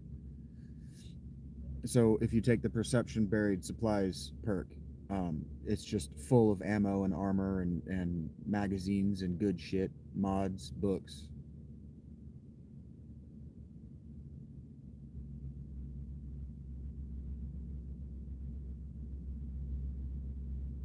I'm not a wizard.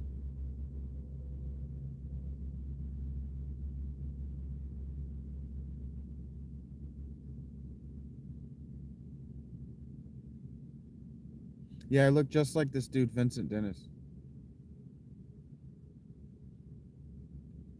I don't look like I can never remember his name. Bryan Cranston. I don't look like Bryan Cranston.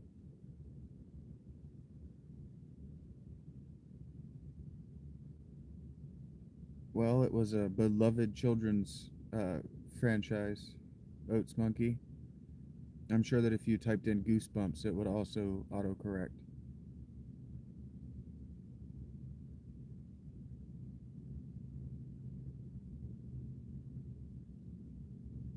I don't look anything like Bryan Cranston.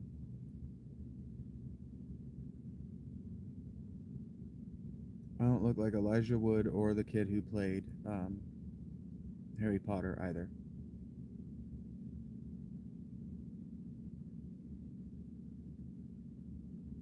I look much more like Timothy Oliphant than I do any of those people. But I don't have his mouth.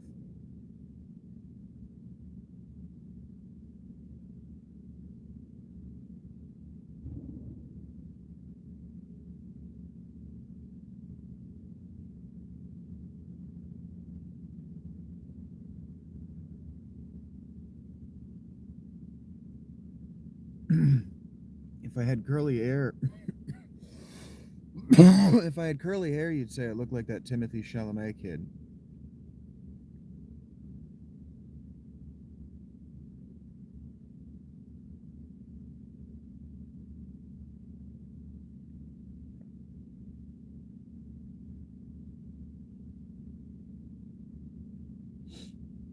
Anyway, you guys can't do face comps. You can't see the planes of my face.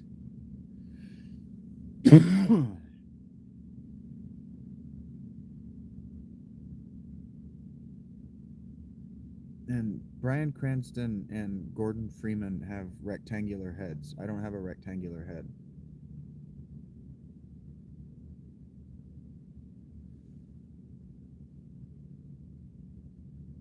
Somebody of not French descent, I'm sure, or Gregor. My cousins look like the Skarsgård family. My dad looks just like Andrew Whitworth.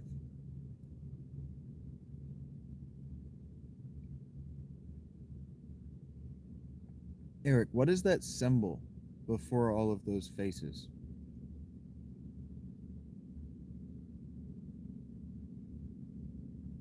I don't look like John Cena either. He's got a rectangular face. I don't have a rectangular face.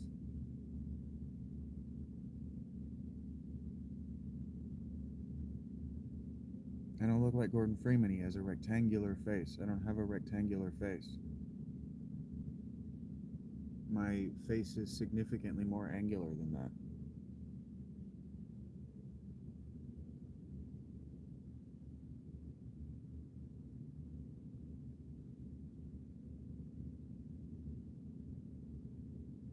There's a symbol right there before those eyes.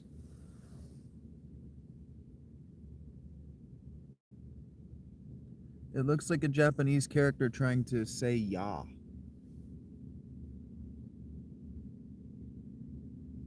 It looks like a Y stacked on top of an A with a hat over the Y.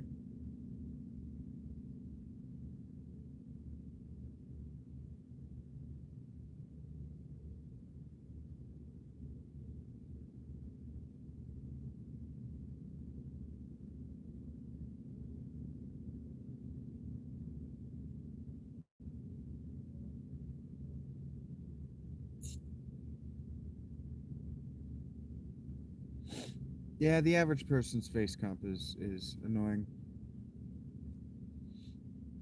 It's something I'm really good at. You feel like you're being gaslit?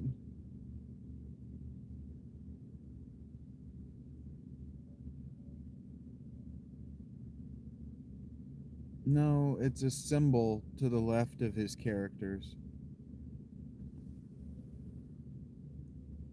No, it doesn't look like that, Eric.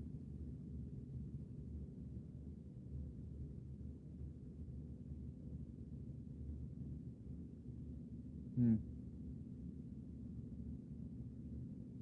Weird.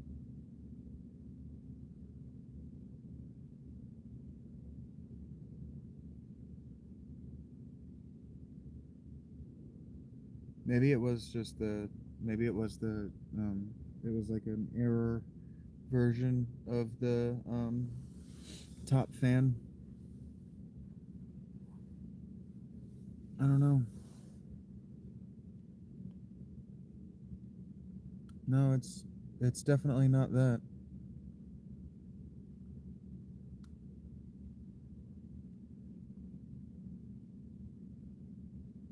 There's like a little character at the beginning sometimes when you guys speak. Does it look like a mini turret? I wouldn't say it looks like a mini turret. It looks like the word ya, Y-A, but in a Japanese character.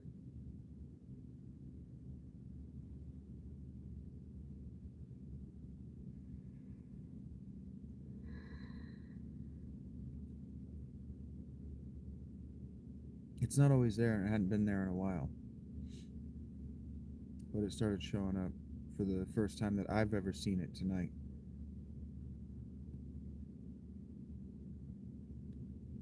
Spyware? I don't. Yeah, maybe it's evidence of spyware, but I don't imagine so.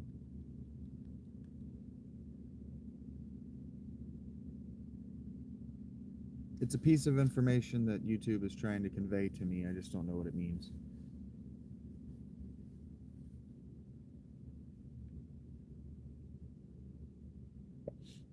Because Rach did it a couple of times, and so I figured if it was happening to Rach, maybe she was doing it on purpose. Ah, cray cray indeed. Crazy Town Banana Pants. All right, nerds. It's 4 o'clock, almost 4:30. Thank you for doing this with me. It got a little hairy and unpleasant there in the middle, but we made a little bit of money. Mm-hmm. It didn't initially begin when you first showed up, no, Rach, but it did happen to you, and that's why I said something about it, or it did happen with you. I appreciate you guys hanging out with me.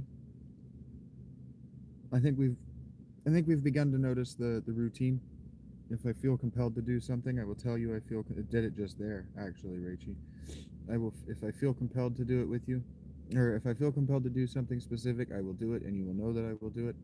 And if I don't, I'm just here to check in with the regulars, let you know that I'm still alive, uh, to hear what's going on with you. Some of you bring things that you're thinking about, and you spitball them around with me, even if that means that I bat you around like a cat with a ball of yarn. Whatever. Thank you guys for being here. It means a lot to me. And yeah, uh, I know you guys never want me to leave, and it does seem like because I'm just sitting in a tent, I could and I can do this literally all day. But if I do that, I won't get anything else done, and then I'll start to get upset with myself. But yeah, Rach needs to get ready for work. I need to get ready for bed. Um, I need to be emotionally and mentally rested because I have a long and boring day of audio editing ahead of me tomorrow. It's hard for me to get emotionally and intellectually up for that, even though I know that some of you are very excited about what I'm doing with Kingdoms of Amalur. So if you haven't yet, you're going to want to be a member to watch that. But I am editing the audio, and it is different than the other stuff that I've done on the channel. Much more obvious evidence of Vincent's design, what I think is funny, and what's in my head as I express what would probably be diagnosed as ADHD through my editing process. So, if I were you and I were watching my work and I hadn't been the one who made it, I would be inclined to make a drinking game out of, or to at least point out and laugh at every time I make a joke to myself in the editing because I'm bored. I would be on the lookout for those if I were you.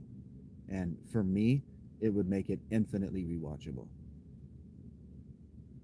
And so maybe you can critique me on how well I do from episode to episode of keeping your engagement alive just by embedding little pennies in the editing.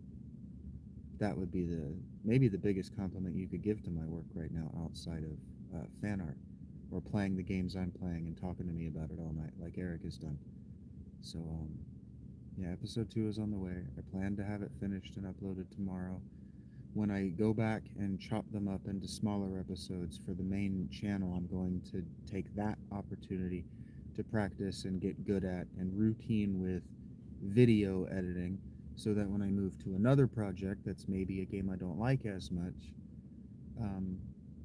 maybe when I return to 7 days in another time or in a different kind of way than I have been doing it, it will be a product that, as people tell me I can never do, can reach a general audience.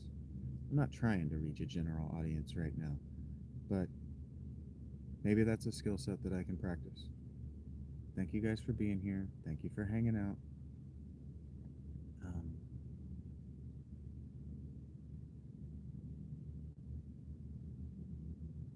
I don't have a platitude for you tonight. Just have a good day. Take care of yourselves. Check the Discord, check the Patreon. Don't sub if you don't want to. But keep me in your thoughts, because you'll be in mine. Or, yeah, I said that right. Keep me in your thoughts, because you will be in mine. Be well. Until soon, but until next time.